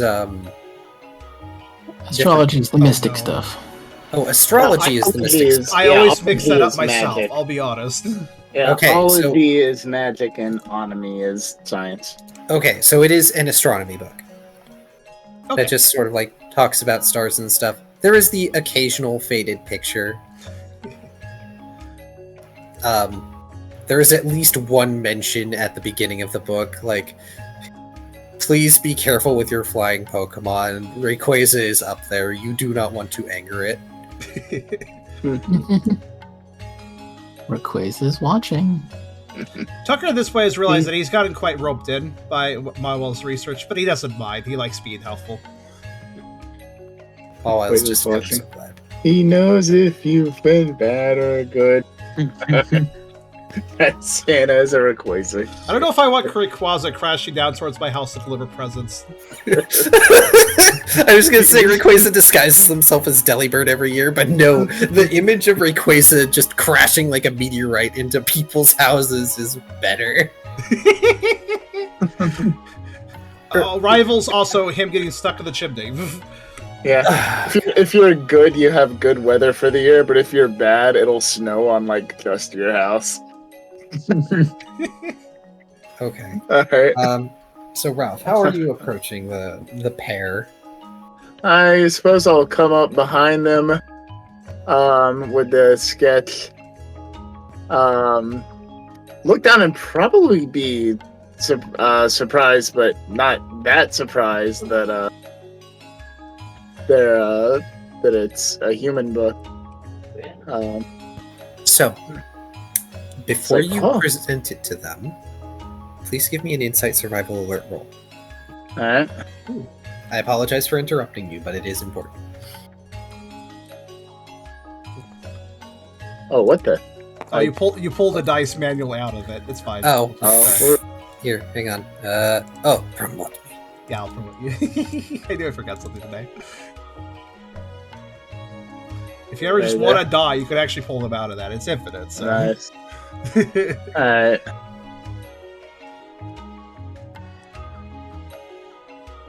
And insert survival alert. 5. So, you approach them. You're also going to notice the stack of books that's next to them, the stuff that they've already pulled out. On top is the Moss Deep Space Center Project Psi Tracker book. I feel like there will be an audible gasp. With 4 logic points, I probably remember Yup. most of that. Yup. Tucker's ear will twitch to that gasp, and he'll kind of notice Ralph at that point. Yep. While Weil Yeah, is going to go. looking straight down at it. You I'm- okay, Ralph? I'm gonna say he lets go of the sketch in his hand Oh, really? for a moment, and The sketch flutters to the ground before lighting upon it. Mawile. So I will pick up the book, and taking a moment to collect myself from such a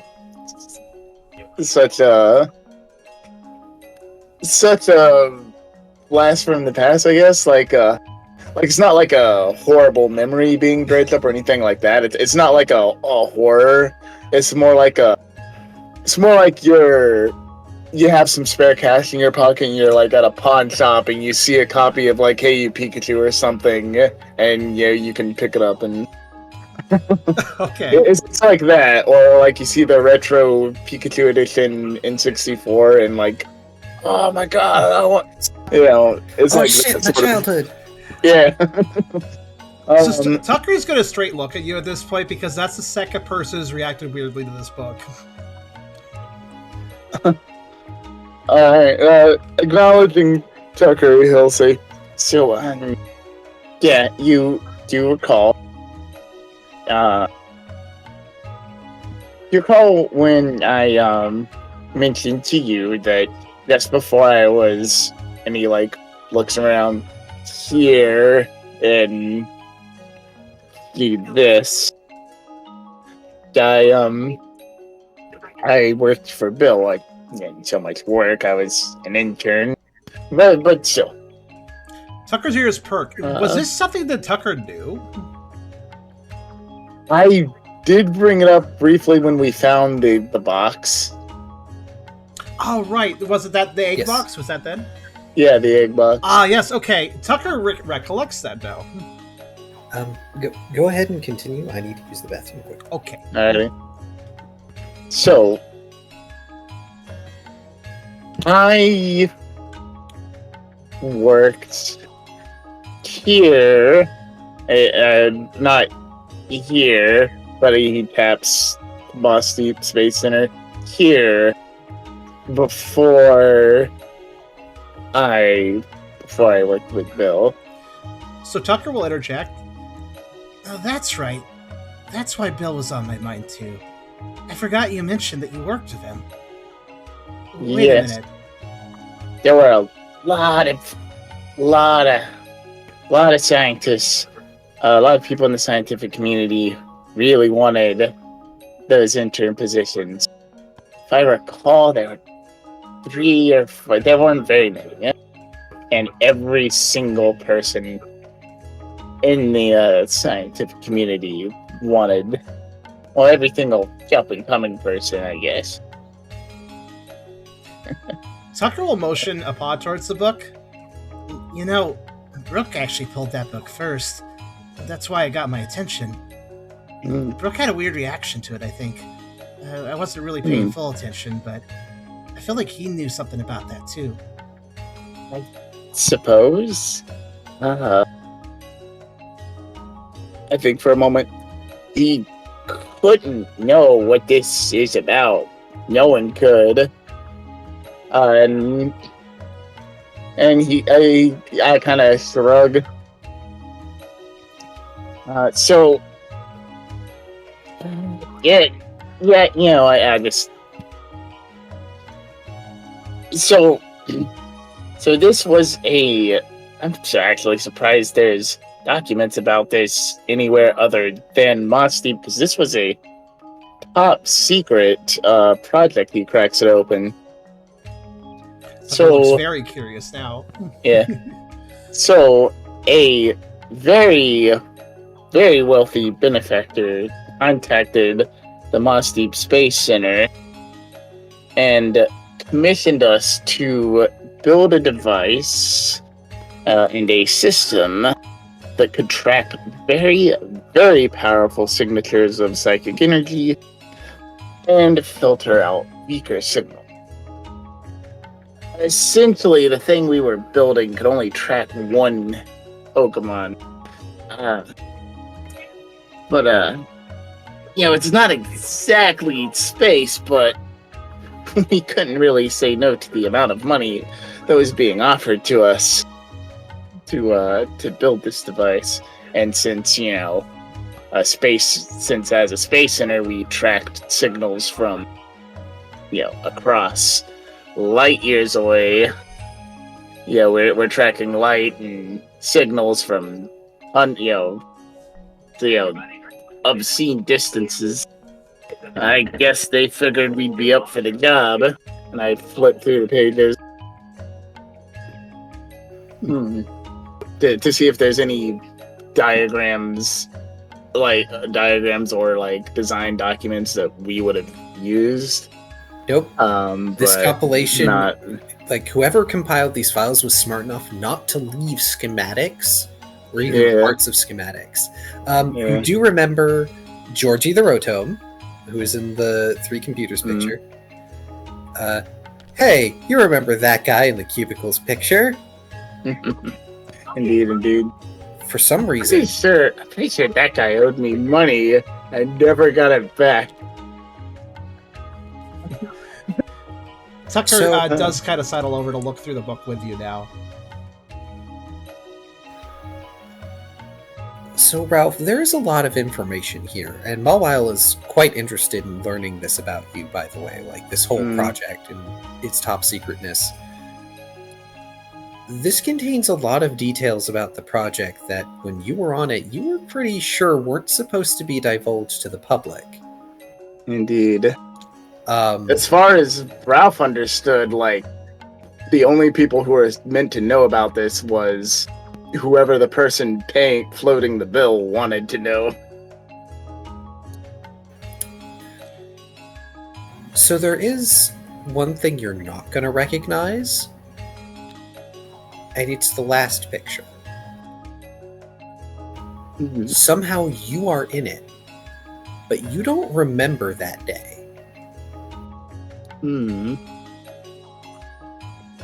Is this that one picture? Yes, the one with Indeed. Bill shaking hands with N. Also, from what I understand, N was not your benefactor. No. Or at least I'm pretty... Like, Ralph never was confirmed, but he kind of narrowed it down in his mind. Because the list of very, very wealthy but also very shady people in the Pokemon world is that's a slim Venn diagram. Tucker will pipe up and point to the picture. So I think I remember Bill, but who's this N guy? I'm not sure Ralph would know in. You can give me an insight smart logic, but it's going to be difficult. This is not the same difficulty as if Brooke had been asked. Oh, we might get to that at this rate. It's fine, Brooke is avoiding it. N was... I don't That's perfect. Yeah. Well, that's definitely Bill, but I have no idea who this other guy is. I'm curious, are you going to point out yourself in the picture? In fact, I am. But there I am in the background. Look at me. Tucker Oh, just no wonder. stares and then looks at you and looks back. Huh. Just, huh. I'm much more handsome now. Don't you agree, Mawile? I agree, but no wonder I was attracted to that one. I thought they looked familiar. She nudges Ralph's side. Yeah, I've put on a little bit since then. But Well, I think it looks better on you that way. Indeed. So, let me get to the point of this. So, Project Sidetrack was us building a device and program that could track Mewtwo essentially anywhere in the solar system. Very pinpoint accurate here on Earth, but it could give you a rough idea if Mewtwo decided to hop planet. I don't know if you knew this small while, but I'm gonna tell you anyway. Mewtwo was artificially created by humans. Not by me, I didn't help do it, but whoever funded their creation tasked us with building a device to track them as a failsafe. Yeah, he snaps a few times. Yeah, as a failsafe measure. While holds their head. That's crazy. Someone created Mewtwo? They're one of the strongest Pokemon in the world. Ralph nods. It's something that crossed my mind when you mentioned using technology to better the world. He takes a deep breath. It can be a slippery slope because it can make it very easy to destroy the world. Imagine, if you will, someone as money hungry as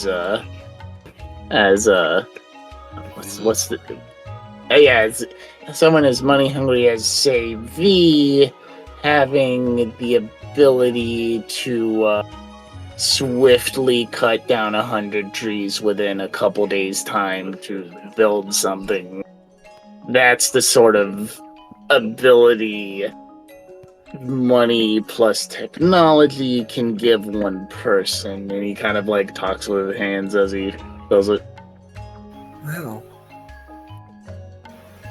Humans sound kind of frightening. It was a mixed bag, he nods. It was a mixed bag. Tucker nods to that as well. Also, I will note on the side for anybody who hasn't noticed, this is the picture of Ralph. I don't know if this is the picture of Ralph in the book, but this is Ralph as human. This was done a while ago by Kyrio. Very good art. Yes. Oh, yeah. Love it. I'm very fond of the designs. A lot of personality nuances that Kyrio put in this. Such as, indeed, he does look tired, doesn't he? As noted in the chat. He had hair then. Tucker will point out the fact that, well, that picture looks really important, and you're right there in it. It's kind of weird that you don't know who N is, or remember it for that matter. How closely did you read as you were flipping through to that picture? Ralph specifically. I feel like I'm a fast reader. I probably would have skimmed each of the blurb. So, of the information that is also on those pages, there is mention of declassification. There is mention of Mewtwo. And there is mention of cutting ties with Giovanni. So my suspicions were correct. As I look over, I suspected that Giovanni was our benefactor. I never knew for sure. We were basically, each person on the team was given exactly the amount of information they needed to do their job. This was extraordinarily harsh. Tucker will interject. Wait a minute. I think wasn't he a bad guy? He kind of says somewhat simply. Tucker would have probably overheard the news of Giovanni's arrest. Mm-hmm. That's what I'm thinking. Yes, big tycoon and big crime boss, as it finally came out. Pretty embarrassing that it was a 12-year-old, but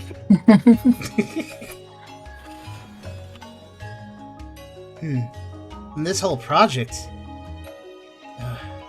making Mewtwo, I wonder what the motivations were then.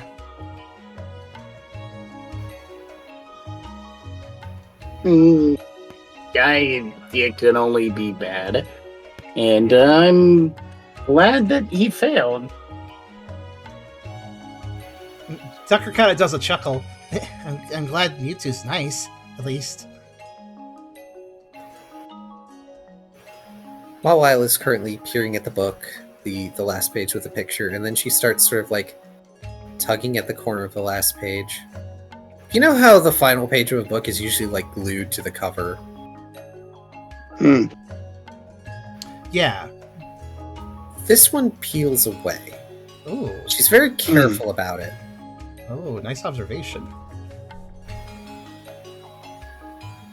And there's a paragraph or so on the other side. So, what does this read? She says, looking up at Ralph, her hand still not having left this page. I will pick it up and read it out loud. Verbatim. I don't have this pre-written, so I'll just say it. Pretend it's in Ralph's voice. They're beautiful dulcet tones that are better than mine. The paragraph reads, "We are eternally grateful for N's help in assuaging Mewtwo's fury. Now, we turn to the future and using the technology we have built for the better.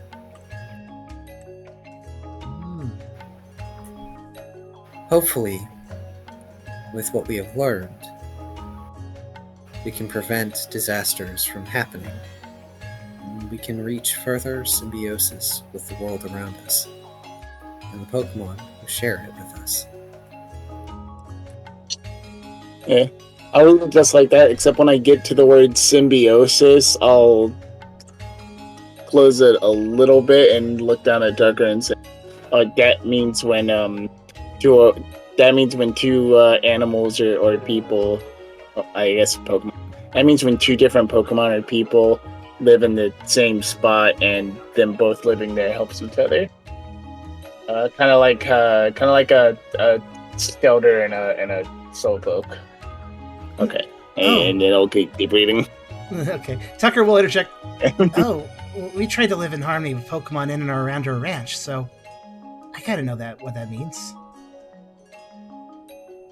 But yeah, I think that's cute that I would stop and explain the word symbiosis. Yeah, you will notice Tucker actually, again, having read this word twice now, does cock his head when that word is brought up again. It's like, what? What is that word?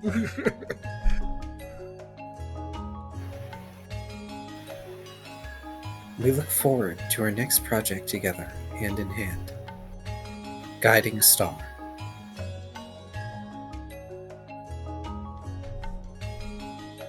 Well, that sounds important.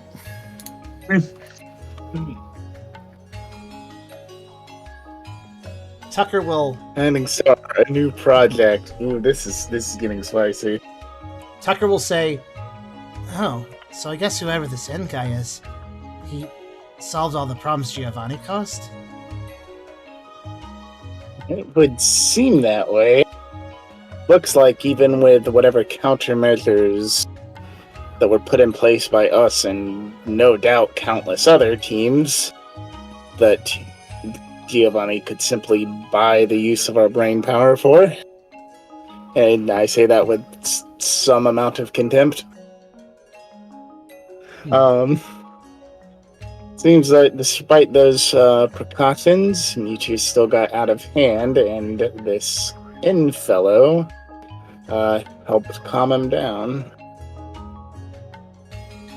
A fun little interjection, by the way. I do remember the Giovanni thing before, that Ralph was working for Giovanni effectively.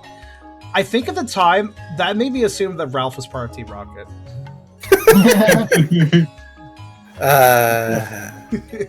Nice to have that cleared up. It's much more indirect, no. I mean, not unless he was an evil Silphco employee. Well, what did this Silphco turn goats? Also, I would like to point out, since it was brought up, the picture of you here does have you looking tired. Do you look tired in the book as well? Probably. Probably. I'll say Ralph in the book looks worse. Worse? He looks happy, he's smiling and everything, but he looks worse. There are visible bags under his eyes in that picture, and it's also a black and white picture. I think you did say that it was like a competitive internship, so you get in it, hooray! But now you're like being worked to the bone, probably, right? So, Well, yeah, he worked. I don't see Bill as one who would I don't see Bill as one who would work you to the bone, but you would work to the bone in whatever field you happen to be in. Because you're not just it wasn't just like, oh, everyone at Moss Deep Space Center could be considered and can apply as an intern. It's like, if you have sufficient knowledge and experience in most any field of science that might be relevant, you can apply. So there were probably like some of Oak's assistants applying, some because there's like science centers and such and laboratories, all in every region. yeah. And they would have all been interested in being an intern for Bill, I'm sure. Mm-hmm. Like, there would have been people in each of them interested in such a... I agree, by the way. Bale probably doesn't work people to the bone, though he is capable of OSHA violations. I'm pretty sure that's what you would call him, turn himself into a Pokemon, at least. Yes. It is likely not Bill's fault. It is also probably like a personalized work ethic, in addition to conditions, in addition to fixing the problems that you were paid to create, in addition to alcoholism. Yeah, I see. Fixing the problems that you were paid. Perhaps that fatigue is why, part of the reason at least, you didn't remember this picture. But I imagine it's deeper than that. I have a theory, but I'm not going to say just yet. Yeah, don't worry, we'll involve you soon. I have a bit of actually, two theories. Two extra theories come to mind. One is weirdly darker than the other. Go on. Speak them into the ether. Speak them into the ether. Go ahead. Okay, so one theory is that I know Mewtwo can erase memories. Mewtwo might have wiped the memory of his angry outburst, shall we say, from all who were affected. And that might be why I don't remember it. It could just be stress, and I was probably hungover, and because I would work myself to the bone every day and then drink myself to sleep every night. So that might be why I don't remember. You're almost making Ralph sound like Rick from Rick and Morty. Some of his ears droop a little sympathetically to all this, by the the way. Well, this is not in character. This is out of character. I wasn't sure, actually. Yeah. And my third theory as to why... Well, out of character, he's still drooping his ears sympathetically, so there. The third theory as to why, and this one's kind of weirdly darker, is that this essentially happens after this instance of Ralph's consciousness has been pulled into the future.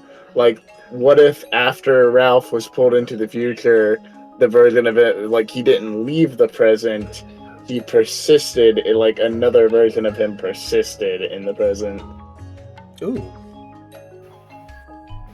Interesting thought. A memory engram. It's an interesting idea. Tucker will remark after this little discovery and discussion. I'm guessing Yuta could probably tell us a bit more about this. I mean, if he remembers it. Feels like it was a long time ago now, but I'm not sure. He kind of thinks for a second. I wonder if Brooke knows who In is.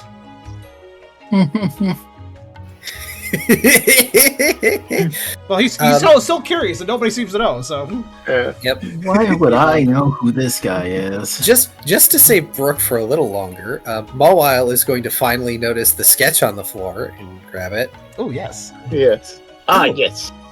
I did the charcoal rubbing transfer stone trick thing. This is from one of the tablets downstairs. I remember. Yes. Can you make heads or tails of this? I recognize the star from, the front of the building. But, let's see. She furrows her brow and frowns. Oh, this is weird. I don't remember finding this before. I thought I went through all the tablets. Maybe it's just been a while. No, I didn't go through all of them. I only got to look at them. I had to leave. Ugh, stupid time door. Stupid needing to eat. She grumbles. Her head mouth is gnashing its teeth, grumpily. The weakness of flesh. It sickens me. Oh, that's cute. And, that's kind of hot. Also, Kyrio channeling the Mechanicus.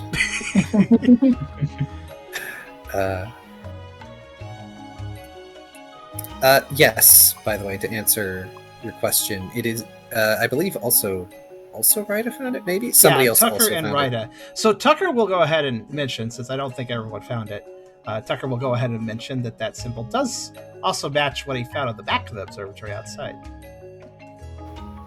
Ah, right. It was carved over the moon. But, let's see. This line here, and she points to one that it looks like the lines are all situated at one of the points of the star.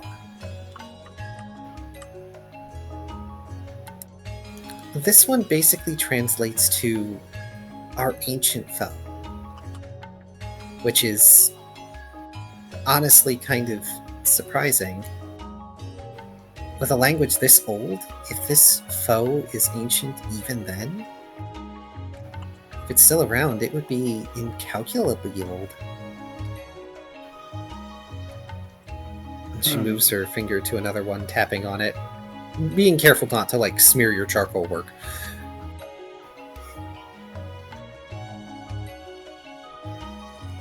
This one here says...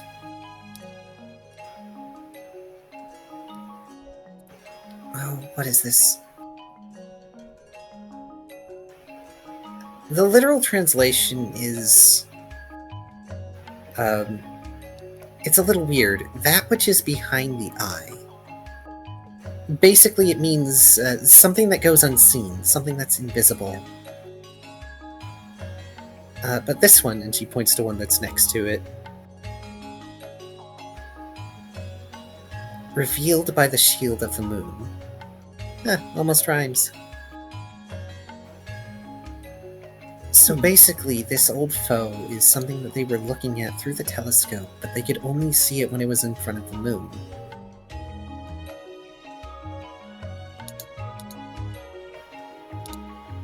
They must not have been able to see it very often. The rest of this is basically instructions to always keep vigilant, to watch every single time the moon is full.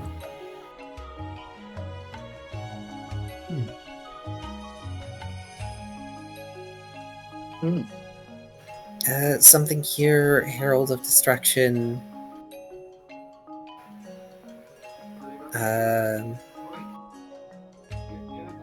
Do not trust the tall. Well, that's rude. She makes a face. No, so you don't have to work. Matter on head. Hardy har har. I'm assuming this is a rudimentary warning. There's probably something more to it, but I mean, we'd need the original carvers to know. Indeed. I do have one more lead. Oh? She raises her eyebrows. I'm gonna pull out the ancient piece of star metal. I'm just sharing all my secrets with my WoW because it's been real life. So this thing, not exactly sure what it is, but it reacts to certain old sites. And it was buzzing in my backpack when I was near the carving. And I'm going to see what happens when exposed to it. Oh. Okay. Let me just... She looks between you, the drawing, and then looks over to Orangaroo, who is just being almost like a kindly older gentleman helping Lyre with turning the telescope.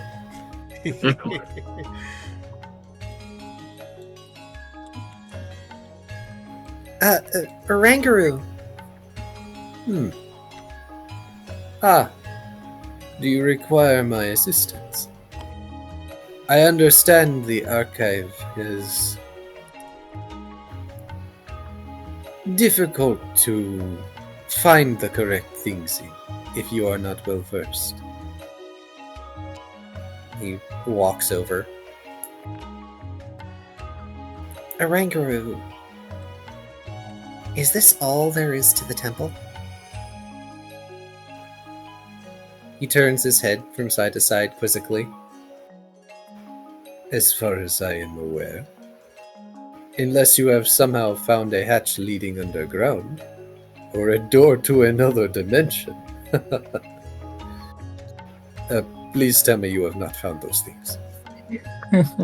Door to the other dimension, that's an ultra strict.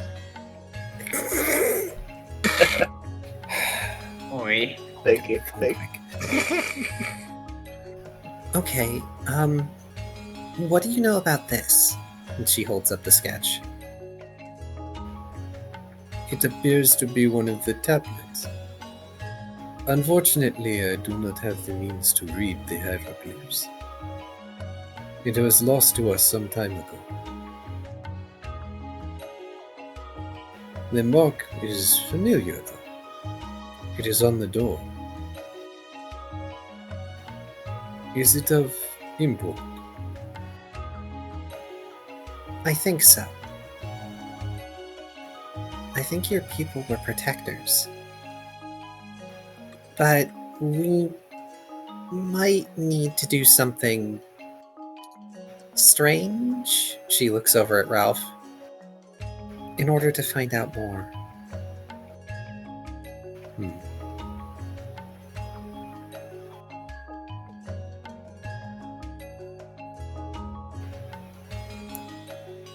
He seems to think on it for a decent amount of time.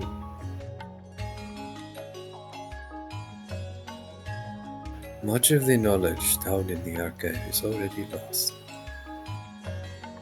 Unreadable, even by the troop. As long as it does not come to harm, that it may one day be refound, then you have my permission to do what needs to be done. Indeed, let us experiment. Alright. He smiles. I like the wrinkles crinkling at the corners of his eyes. I told you, did I not? Indeed. It was my hope that you would awaken this room. Indeed. Well, let's go steal the Declaration of Independence. What? Sorry,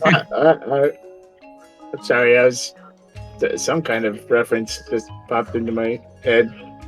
Never mind, it's probably not important. Implying not even Ralph knows what he's talking about. Hey, he doesn't have 5 logic yet.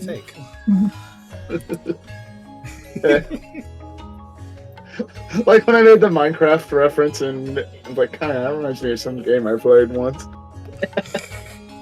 That guy is playing Minecraft. He thinks we aren't seeing him, but we all know he is. Oh God, whichever one of you is casually playing Minecraft with this stream on in the background. Bonus points if it's Pixelmon. But yeah. I take it that Ralph is taking people downstairs. Yeah, whoever wants to follow Ralph is... Tucker will certainly follow. He's going to bring the book with him, though. You know, the Moss Teeth book. Unless Ralph is already bringing it along. Yeah. He'll let Tucker do that. Okay. Tucker's not Right. entirely sure what Mawel and Ralph's plan is exactly, but he's curious to find out. Mawile doesn't know what Ralph's plan is.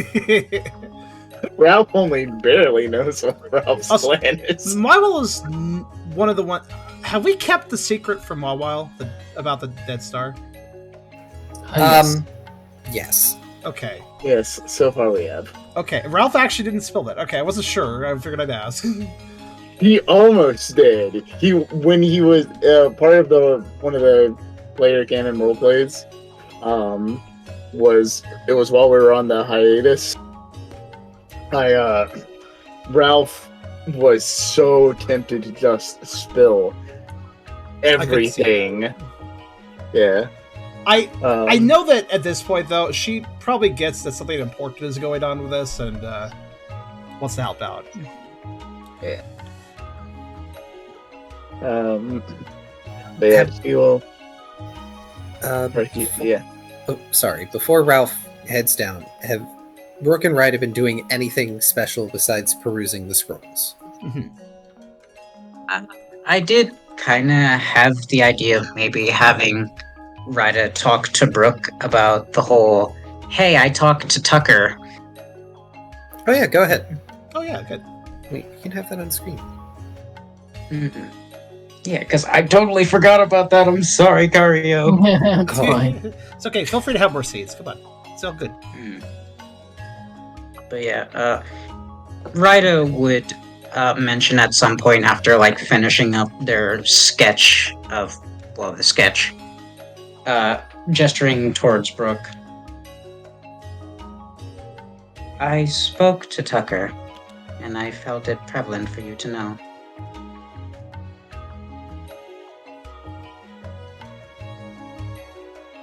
Oh. What about? The other day, you noticed I was inquiring about something. Oh, right. Well, how did that go? I explained to Tucker the conundrum I was dealing with, and in turn, he expressed that he would help fix me.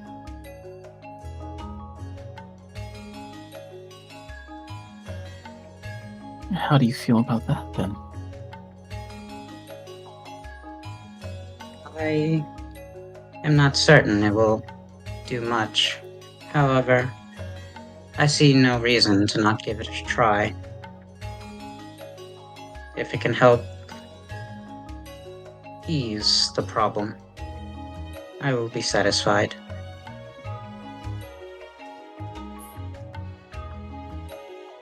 I'm glad you found someone to talk to.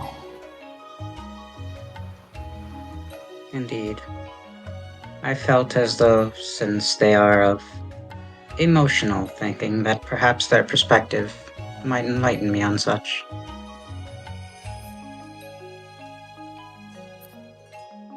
You could do worse than Tucker. Yay. That said, I do question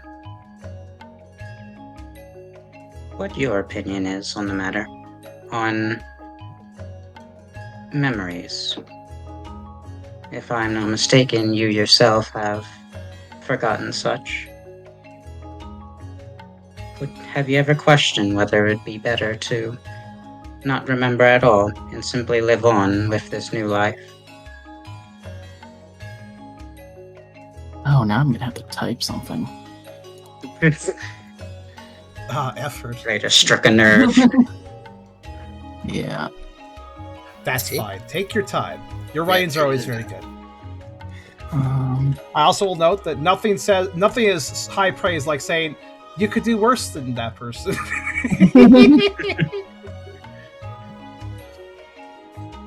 Tiger's like fist bump. Yeah, you could do worse than me.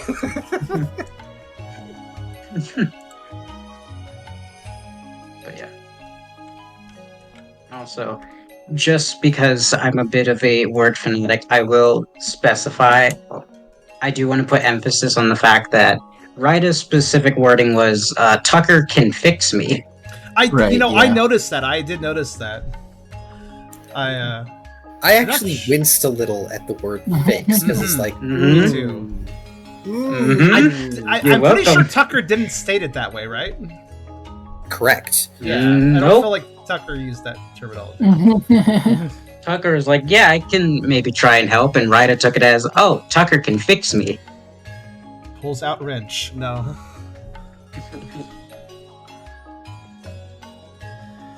Yes. So they're Now going you can into see this a bit of perhaps insight in. with the wrong focus, but we'll see what happens with that later. Especially with that mindset, you know? I'm very excited. After me and Clara talked about how things would go. Smile. This will probably take a moment. Nothing wrong with that. I may as well ask. I feel like it maybe was shared on the server, but technically there are human drawings of all the main cast. I'm not sure. I don't remember if I shared with the general audience, but I know I showed you guys. I think I kept it private. This was a good time to share this one. I will dole out the others when they become more relevant. I don't know when that will be. We'll just see. But yeah, definitely a good time to show this one because it kind of makes sense. I kind of figured the first one I show would probably be Ralph's, considering he had the most lock on his past, you know? Mhm. Now that we all Maybe have one of these been times I do a fun human Ryder drawing, which isn't canon because they weren't human, but it would still be interesting to see. I agree.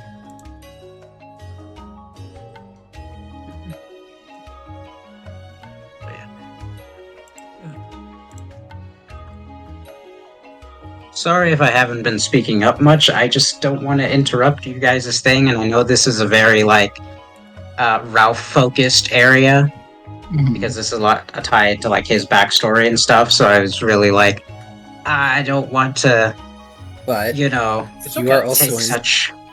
you are also important.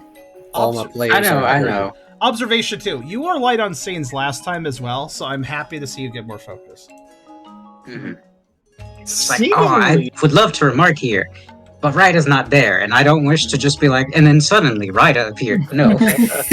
Teleports behind you. and seemingly, and I am not privy to this actually.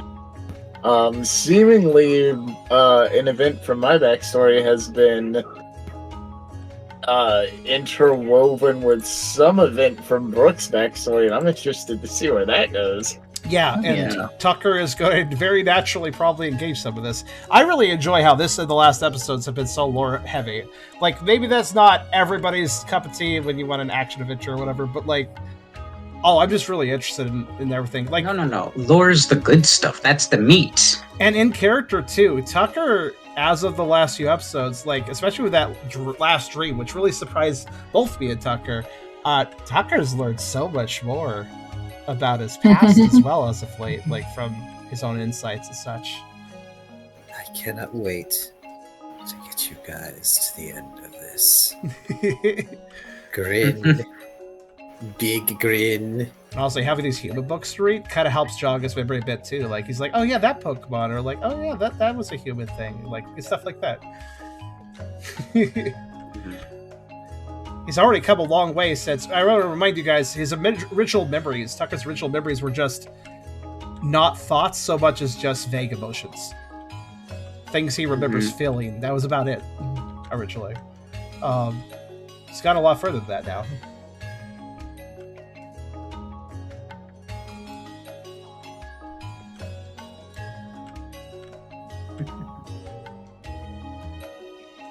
Playing PMD just for the gameplay. Honestly, I'd argue, and this is kind of a hot take, I don't think a lot of people play Mystery Dungeon games purely for their gameplay. When you get right down to it, Mystery Dungeon gameplay isn't the most amazing thing ever, but if you can weave it with something of an engaging plot, which you certainly have a lot of. I'm not just talking PMD, I'm also thinking Sharon the Wanderer had a good plot. I'm thinking, that was that old Dragon Warrior one. I don't think that one had a great plot, but it was one of the original. That was kind of cool. One of the original Mystery Dungeons. There's a whole bunch of Mystery Dungeons, though. Oh, Chocobo's Mystery Dungeon. Charmy as hell game. That was a really good one. Me, who's never played a Mystery Dungeon before. I just... especially for the PMD Mystery Dungeons, the gameplay is not why you are there. No. Because, unfortunately, the dungeons just get so repetitive. One thing I've noticed, I recently watched a video discussing a particular Mystery Dungeon game, and I think it applies to all of them. Mystery Dungeon games have a lot of trouble having engaging good boss fights. What typically happens, especially in PMD, is either you're going to struggle really hard and maybe lose, or you're just going to steamroll the boss. A lot of times, there's not really a lot of in between, so it's really hard to balance bosses for the gameplay.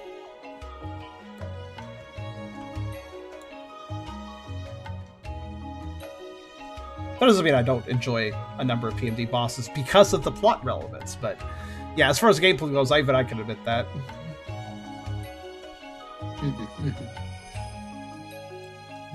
And just think, this is one of the earliest potential side quests y'all could have done.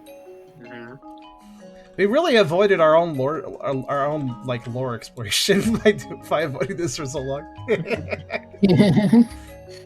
It's only gotten better as it's aged, like a fine wine. It allows us to put As our own in- experience. Oh wow, into I have a lot more context. context for this. Yeah, context, exactly. Okay, I think I'm ready. Okay. Okay. Brooke will look a moment at Rita with a sympathetic expression. There was a time when I felt like my past was inconsequential. I didn't remember it, and trying to made me feel bad, so why worry about it, you know? He starts to rub his arm a little, but then I started to. Many of those memories were not pleasant, and the gaps in between them now make me feel anxious. At the same time, though, I would never choose to lose my memories again.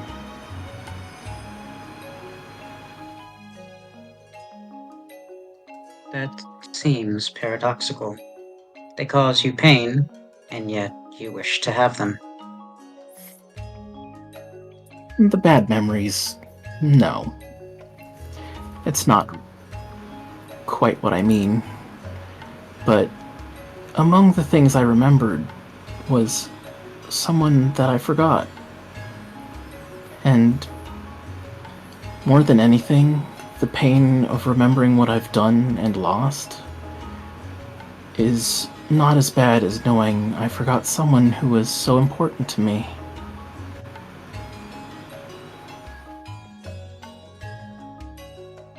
Mention at that, you hear slight static from Rita's horn, and they freeze for a moment. Remembering someone.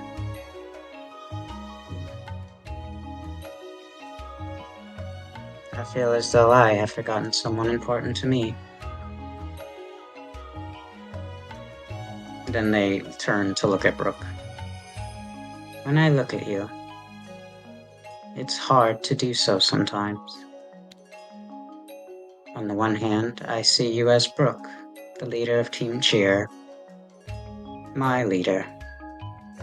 And on the other, sometimes I look at you and see my mistress, the one I am devoted and fully loyal to, who I would guard with my life. I understand that both aren't correct, and when I think about that fact, it hurts. I don't know why, but it does.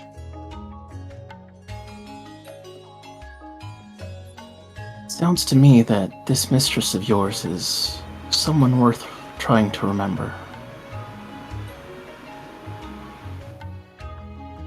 If only because I know that it's not me. And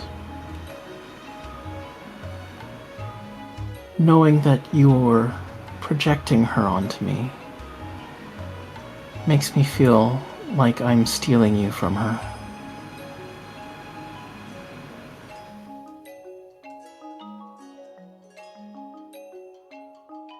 Rida looks at you with this look of just this deep thought and confusion. And they seem to be caught off guard by that statement, unsure of how to respond.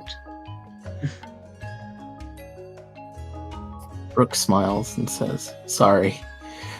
Didn't mean to get so deep." It's fine. appreciate your input. It was very thorough. Has given me much to think about. And a slight bit of head pain. Trust me, once you remember, it'll be worth it.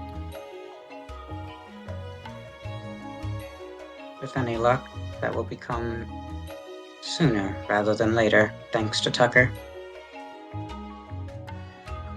We'll all work on it. As best as we can. Thank you.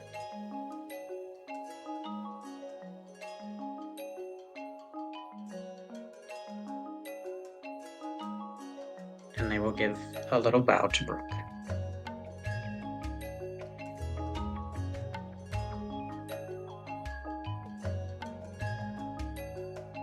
Brooke will just kind of rub his head. Awkwardly. And then return to perusing the shelves. And Ryda is just going to sit with their back against the wall, sort of just trying to relax a bit, sort of rubbing their cracked horn as they close their eyes and just think. There's a soft background hum underneath your thoughts.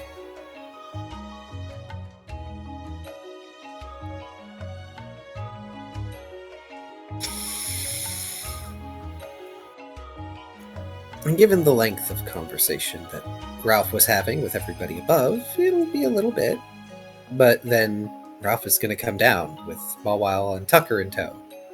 And Orangaroo. Lyre is going to stand at the top of the stairs and just look down curiously and be like, "What the heck are you doing?" But in gibberish.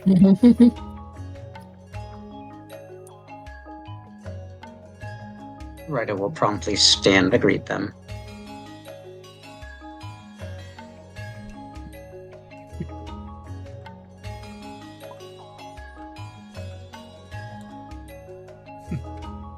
I do like the idea of, you gave me a lot to think about and a headache. Thanks for that.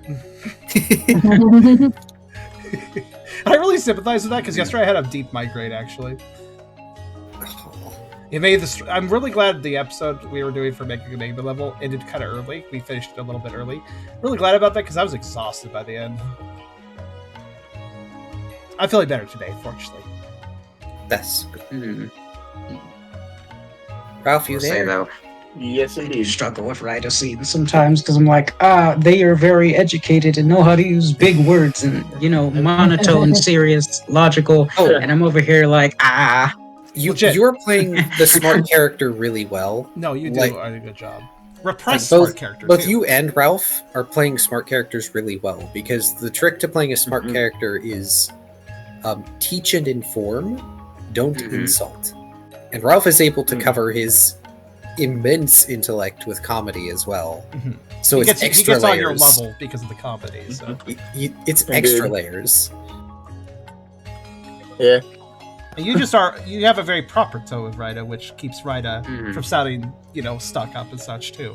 Also, no, seriously, you may I agree that I understand your thoughts about maybe struggling with Ryda, but seriously, you guys ping-ponged a really good set of words back and forth there. Like, you do a good job. Don't worry about that, Hydra.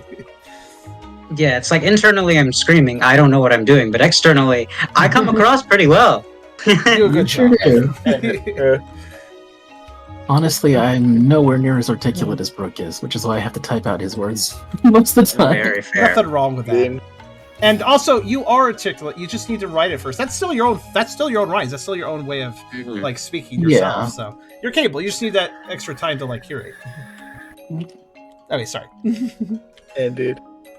Oh, so as I descend the stairs, I will pull the metal piece from my pocket. This is the star metal piece? Yes. And just like a point-and-click adventure game, I'm going to use it on the tablet. Right-click right click the star middle piece, click use, and then click on it that way. Well, luckily, you don't have to try everything. Like certain point-and-click adventure games. But You rather- imagine how that would look? I take the map and the sketch and I stick them together. I take another random object. I take like a random berry from my bag and stick it on the paper. Like how silly that would look. I may as well acknowledge. So did Ralph acknowledge the other two down here before just go right into doing this, or does he just like he's focused? He's gonna just do this right now. Yeah, I think I'll like nod to them, but I'm gonna Ralph's a lax on a mission. yeah. Maybe we'll make. Hey, remember the other lead I had? Here we go. So,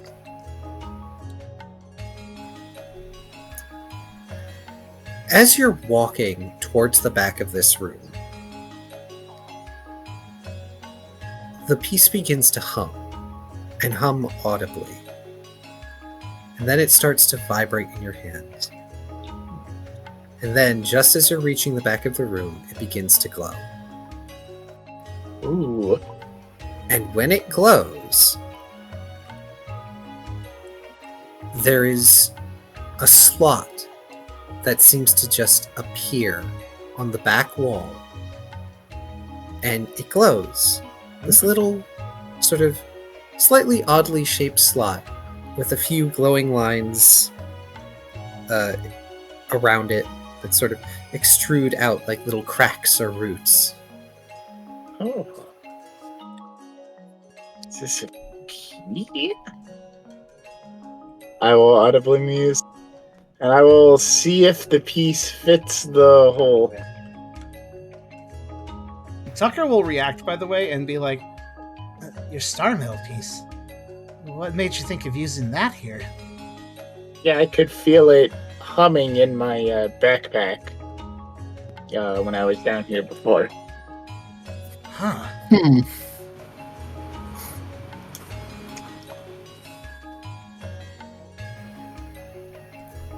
You slot the piece into the little hole, and there's a much larger hum and a brief rumble as the room shakes a bit. Some dust falls from the shelves. Orangaroo briefly prevents a stone tablet from falling over. And because the piece is oddly shaped, so it slots in, and then it turns and twists until it's finally entirely within the wall, leaving it smooth. Ooh. And then at either side of you, Ralph, like a good few feet apart, lines of light flash briefly, and the wall recedes into the floor, revealing a passage down. Well then, I think it's safe to say that that's not something you guys knew about. No. This has never occurred before.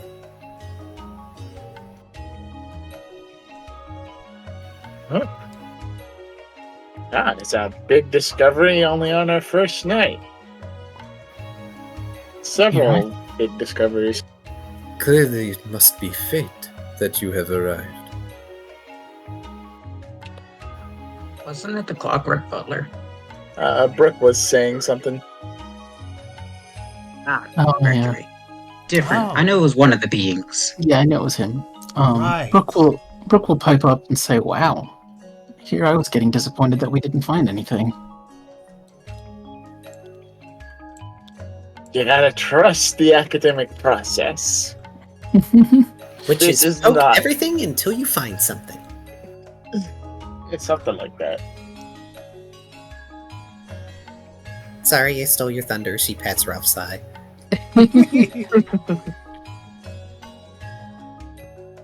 I'm also like I'm playing out of my head, fucking using everything on everything. Like fucking. What do I have on my back?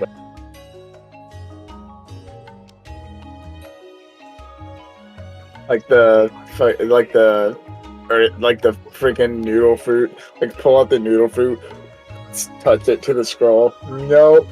Put it back in my pocket. Pull out the hand-drawn map. Touch it to the scroll. No. So he just works out. I can't eat that. They wouldn't like that very much. Like, pulls out noodle fruit, throws it towards somebody. Poke it on the scroll. The scroll can't eat the food. Can't do that. Why would I do that? I don't know this. Yeah. Or off like, it's like Professor Oak said, there's a time and a place for everything, but not now. Bill would be disappointed if I did that. Oh, gosh. Joking aside.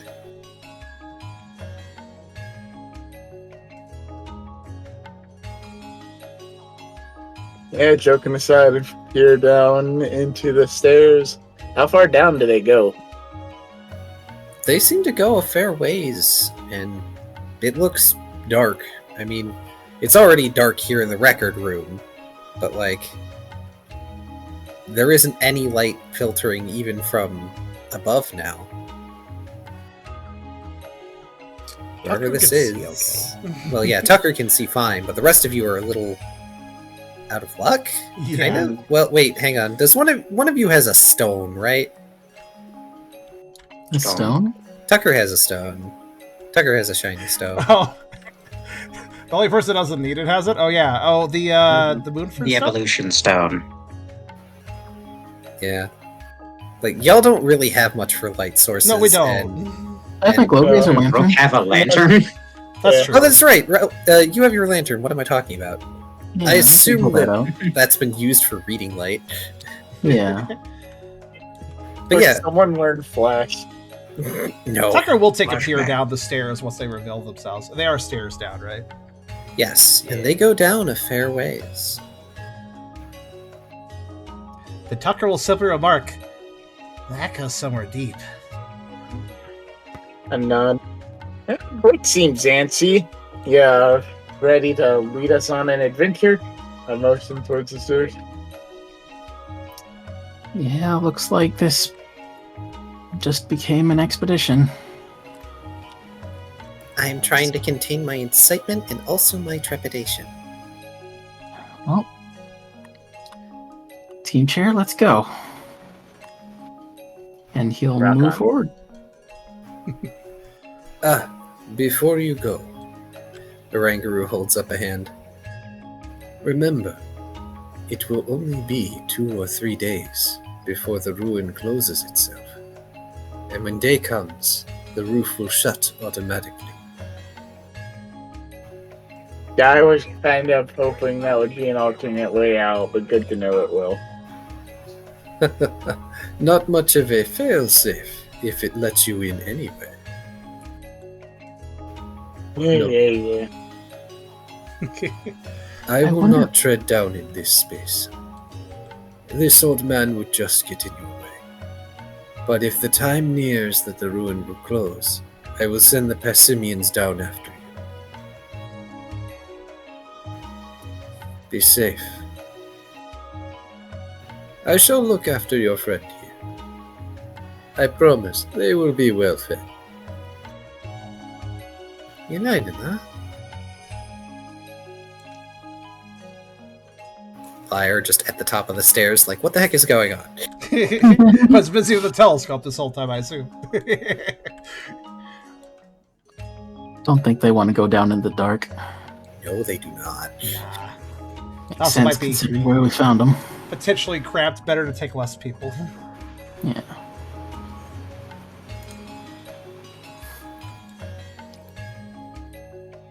I wish you luck. Ruin Wakers. And Orangaroo will leave to tend to Liar.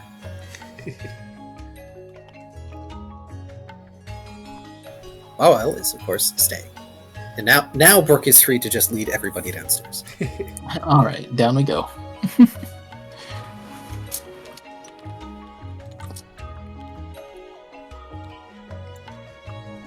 Tucker, Isn't not all wanting your to observatory. not wanting to engage Orangaru's wrath, we'll leave the book on just an extra pedestal platform down there, rather than bringing it down into whatever the heck is down there. Tucker messes up the book, gets bapped by fan.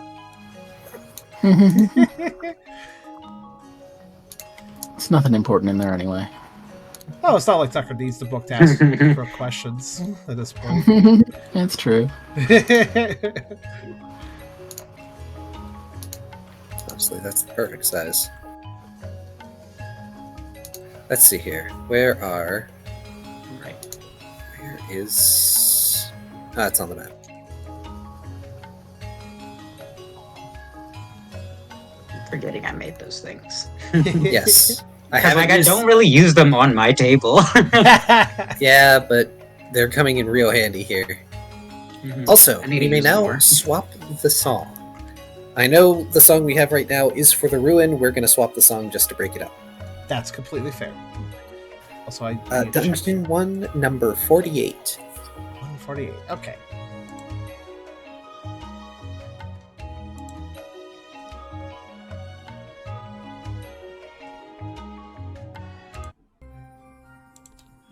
Ooh, this one. Interesting choice. So, I made a disclaimer to all of you previously. I thought we were going to get to this sooner, but I'm glad that everybody got to have scenes before we got here. Mhm. So, this is a pre-made dungeon.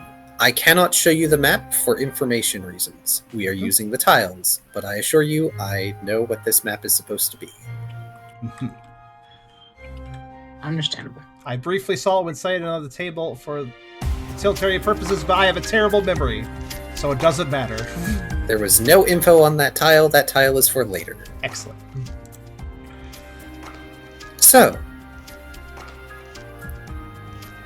Team Cheer descends into the dark, led by their team captain, Captain Brooke, you might say. Lit by their creepy little lantern.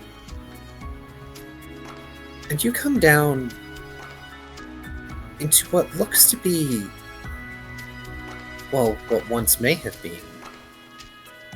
a sterile space. The stairs are smooth, though the stone itself is worn. When you get to the floor, Brooke, you feel the familiar sensation of tile.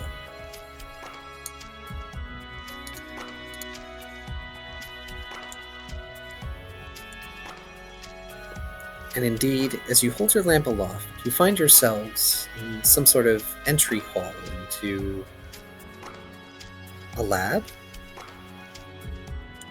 On the wall there is faded paint, but it's hard to make out anything. It's yellow, and it looks like there's an arrow or a line leading along the wall further in.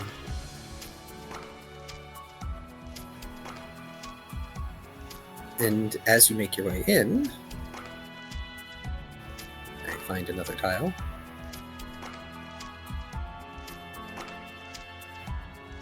Oop, wrong size. Also, interjection. This music is a really cool remix of a song you might recognize.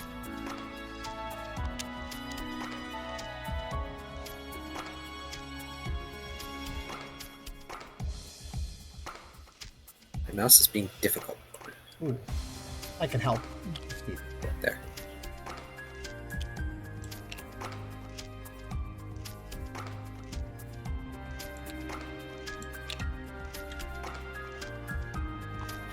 Further in, the room widens. Off to the side, it looks like there's some sort of waiting area.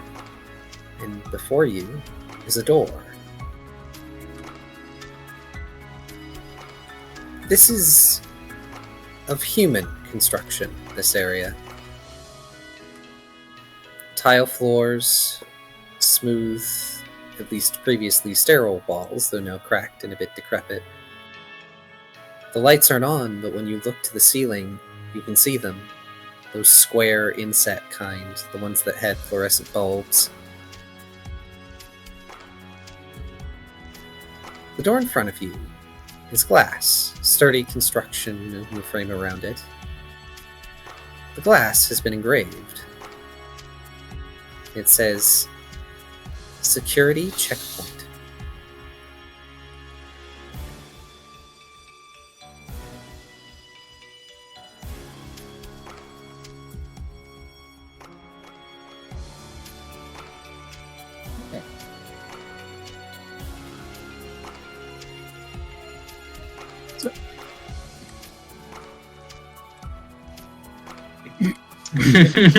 Okay. What, did you think I would narrate you through the whole dungeon? So, just to confirm, so we have a left and a south. So one of them is locked, basically? I never said it was locked, I just said there was a door. The left Cool. is the door, the south is the waiting area, which I don't have a proper tile for, it's just a sign. And You we're can getting- literally see the whole of the room from there. Okay. And is this... So we're getting kind of a lab vibe. Seems. Yes. Okay. Brooke will reach for the door. Hey, how tall are you again, Brooke? About 3 feet, so I'll have to reach up a little bit. Yeah, you are. For Ralph, all this is like perfectly sized. Even the chairs in the waiting room are just about perfectly sized for you. No. I'm 4 foot, so it's like at my chest, I guess. Also, wow, guys, nobody can figure out the remix. Jeez. No. It's actually quite transformative. It's the Regi battle theme, actually. That's But what never the would've way it guessed is. that. It's a dungeon form of it, No though, idea. kind of. So. But yeah, were you looking for a dead end room? Yeah, but it's like small. It's insignificant. It doesn't. Yeah. There Oh, it is. There you go. thanks. I'm dumb. I have many variations.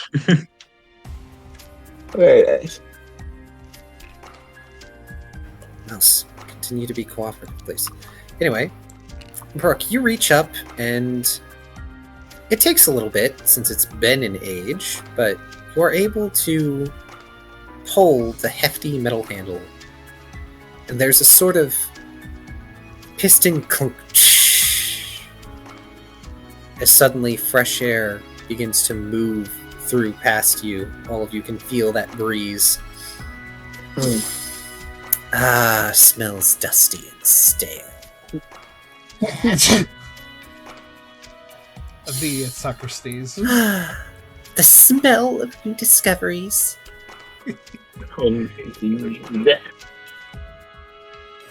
Also, Yeah, anything down here wouldn't have been maintained by the main W for it. yeah, it doesn't look like it's been around anyone for a while. Hmm. I wonder if we'll find skeletons. What if we find human skeletons? Will they even be around anymore, or would they be dust? Oh, that could be kind of creepy. Tucker kind of Jeez. remarks. Oh, sorry, that's kind of insensitive to you all, isn't it? Yeah. I'll think a moment. Given how, and as we're walking, I'm gonna walk and talk. Given how long it's presumably been, I'm gonna say that no bones would have lasted in open air.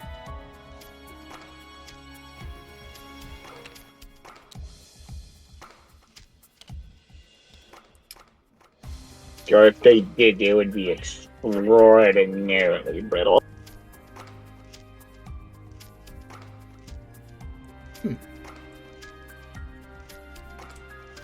Did we look at the dead end group? I forget. So. It was visible from where you were. It was. Okay. It's just like a waiting room with chairs. Oh, I see. Nothing special in it. Right. Yeah, like the chairs that could withstand forever. You know, the plastic ones. Yeah. Yes. They withstand forever, even though they destroy your spine. Gotcha. It's fucking that are somehow less comfortable than anything. Sorry, I destroyed your high Hydra. You're fine. But anyway, if you follow your leader, you find yourselves in a fairly wide hallway. But off to the side, you see through some form of glass, along with a little... gosh, there's a word for it. Like a teller's window, almost. It seems to be some sort of office. You don't see an entry or exit point, but there is also, once again, a forever chair, as well as what looks like a desk with an old and decrepit computer terminal. Security's lax today. Budget must not be there. Further down the hall, you can see that there is yet another door, and also that it turns off to the left.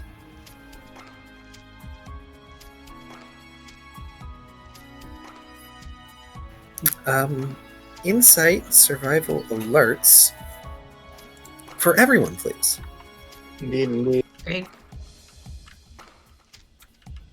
feel like I'd briefly consider the computer, but realize there's not a ghost chance in anywhere, anything that even if you were to, like... Wow, consistent. Very consistent. Tiny.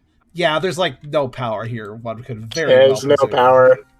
And even if there was power, anything on there would have been corrupted beyond anything useful. What about you, though? Are you going to get more than a 3? That's the record. And the only score. No. Well, you're not consistent, which makes sense for Ralph, I suppose. Well, Ralph is busy looking around in fascination at something that he might have worked on, question mark? I do kind of have it in the back of my head trying to piece out, like,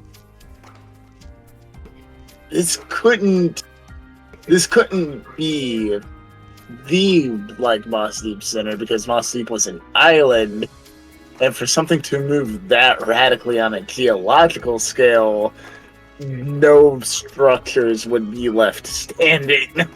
Correct. That's a good point. This is definitely not that facility. Yeah. Not unless, the island suddenly became a mountain. Yeah. Because it's kind of been in the back of his head just how long, like, it's been a long time on a life scale, and on a historical scale, it's been quite a long time.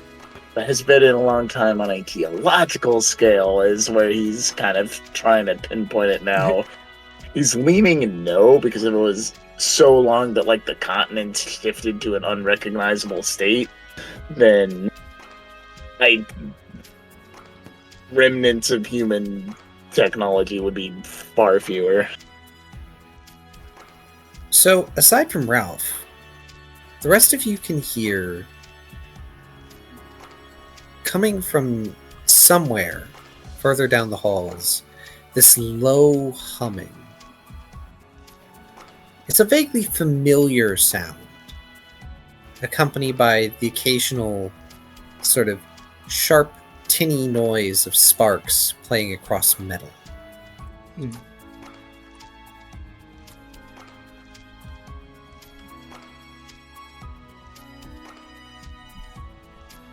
Tucker will do his best to peer forward. It does seem like it stretches quite a ways forward down the path. Are you trying to be stealthy? Upon hearing sparks, he would be a little softer stepped, yes. Okay, Dex survival stealth, please. Can I interject before Tucker does a thing? Sure. Hearing that, Ryder would get in a somewhat ready stance and precautiously use Lucky Chant. Everybody gets Lucky Chant. I feel like Ryda's way of using Lucky Chant is, I heard maybe a little something that could be dangerous. Lucky chat. Well, we don't know what's down here. Yeah, I heard a it's true. potential threat. Better safe than sorry. I heard a potential threat. Time for us to become less threatened. I was feeling it's almost reflexive, like wakes up from a nightmare. Lucky chat. You know how some people wake up and they just like punch somebody if they're near them? Lucky chat instead of that punch. Like... Alright, and Tucker will do a deck survival stealth, correct? Yes. Okay.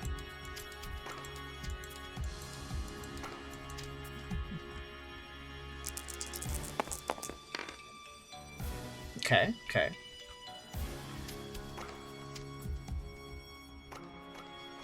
Tucker will kind of go low, kind of like a little lower to the ground. Just peer forward, just down the straight path you can see.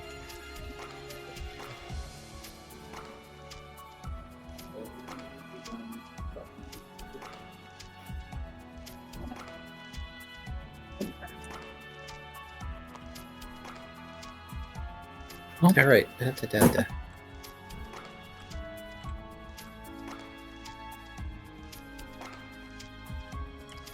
Actually, yeah, that makes sense. Wasn't intending him to skulk well forward into the party, but actually kind of does make sense, especially since he can then peer around the turn. This is just for the the multi-tiling is not only for sake of scale; it's for the actual layout. Yeah.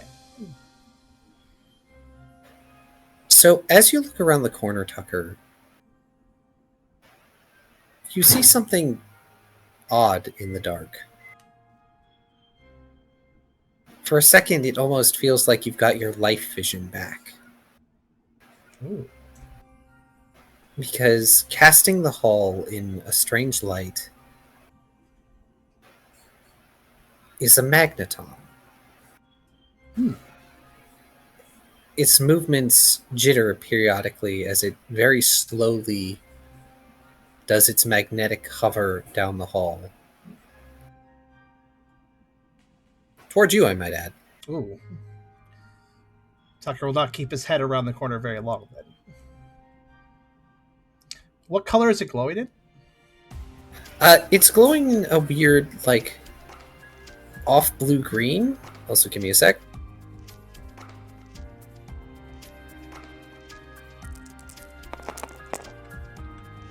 Okay, so it does not spot you.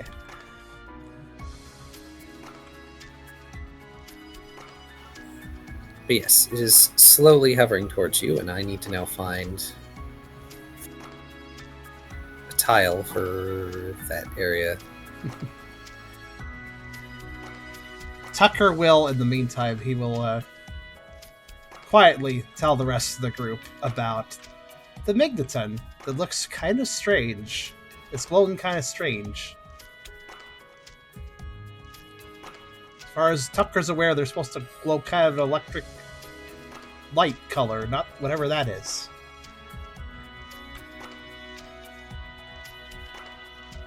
There is no extra hallway at the bottom of that, by the way. I just couldn't find a room there.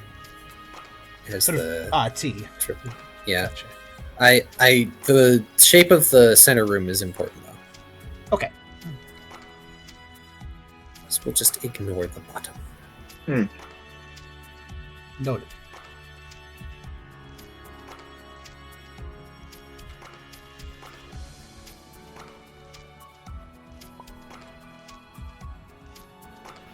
I guess security's less lax than I thought, Burke whispers.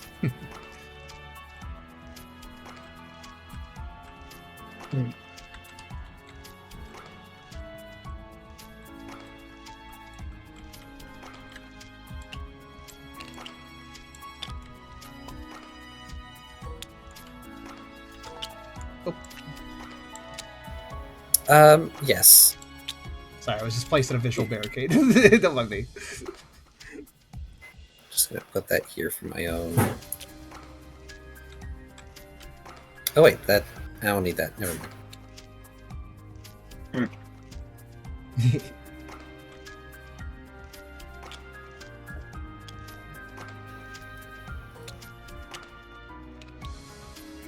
There's a longer hallway. Excellent. It's not terribly long, but it's better to have it this way. Spacing. Understandable. But yes, it is getting late. So, I'm going to say we should call it here for the night. You have a Magneton security guard, ? That is approaching.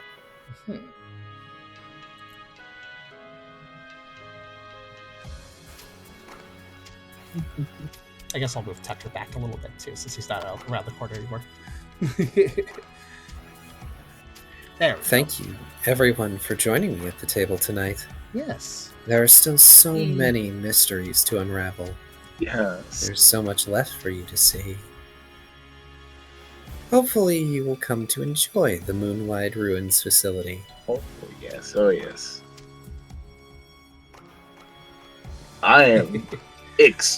I'm extraordinarily interested to see how in ties mine and Brooke's backstories together. And I'm amazed also at how quick the turnaround of that was.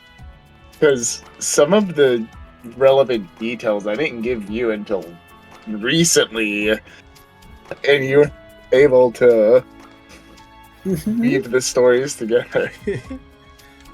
I am very much loving all the lore lately. We've had lore drops here and there, but like this is really getting on the personal lore, and I really am interested in that. I am chomping at the bit to when Tucker can actually be like, "Hey, Brooke, do you know who an N is?" Just casually. Yes, Brooke will have to dread that coming at some point. Well, out of character at least. He doesn't know in character. But yes, this was a lot of fun. It's going to suck away another 2 weeks. Yes, and you won't be able to have a mic at that time, if I recall, but that's okay. We can. That is okay. We might actually be stuck in this facility long enough that it won't matter for your trial. It's quite possible. We did just start the dungeon. Also, I would say that this is the Moonlight Ruins Depths. Facility Depths. Depths is a kind of a PMD term for like the lower area of an area, so. Oh, no. You think this is the only floor? Oh. Perhaps Depths isn't accurate then after all. The Moonlight Facility, then.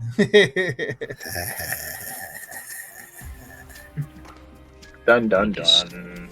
Probably get XP so we can let Kyrio go to bed. Yes. Let's see. You know what? There's a lot of excellent roleplay today. I'm going to give everybody 4 XP today. Okay. I'm at 35. I'm at 35 and also 100 more. It's kind of weird. I really should be spending that. I just don't.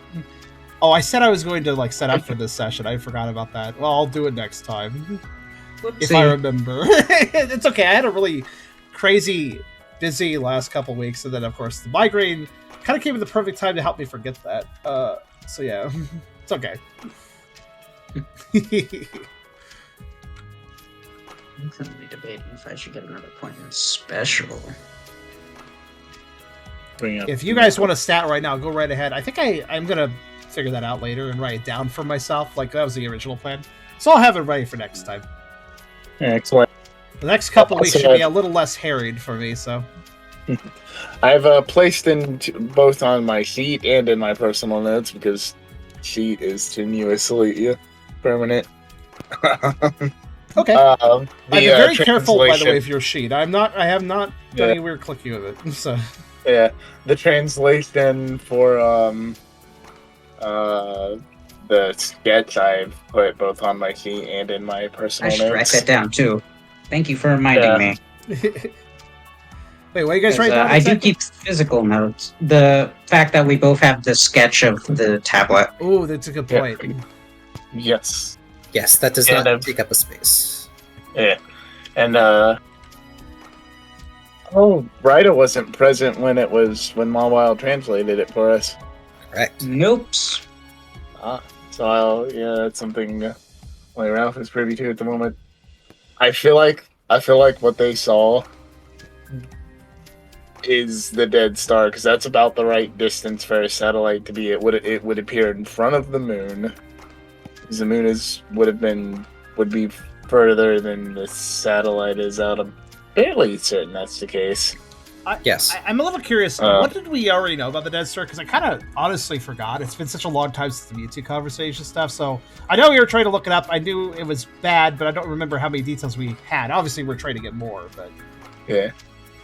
We know that it's a man-made satellite. I suspect it was some sort of rogue AI, like out of character. I suspect it is some rogue AI. And that is almost certainly what they observed passing in front of the main. Has something to do with us being here. That's awesome. I was wondering. I thought that's what we do, but I wasn't sure. Yeah. My memory sometimes gives me false tips, and then I might misassume. Yeah, the Dead Star somehow selected us to. And the aspects are involved with that too. We know that. Okay, thank you. That fills me back in. Not in me, but my brain immediately forgot. We got 4 XP this session, right? Yeah. Indeed, Okay. I'm up to 7. I realized I forgot to keep track of XP gain for 4 sessions. Whoops! I'll look at it another time. Oh, Concern! oh No, I mean on the Excel sheet. Oh, okay. Oh. Okay. Yeah, no. I got my XP every session. I just forgot to mark it on the Excel sheet, so I'm gonna have to go back, watch the VODs. Everyone should rewatch the VODs, including you, audience. But this was a don't mind lovely me. session. Do you guys have anything before I do the YouTube outro? I hope everyone enjoyed. Yeah, agreed. It's been a lot of lore lately, but I think it's been really interesting. I hope, audience, you agree. And if not, that's okay, because we're doing a dungeon now. So next I look time. forward to all the lore next time. I'm sure the lore will keep coming. There's bound to be stories to see in this dungeon, given what it is, a facility of some sort. A human facility at that. But that was session 136 of Pokerole. See us in 2 weeks for session 137, which will be on the 18th. So I hope you all enjoyed tonight. Have a lovely evening, morning, or afternoon, depending on when you're watching this, and I'll see you all again soon. Thanks for the game, guys. Bye.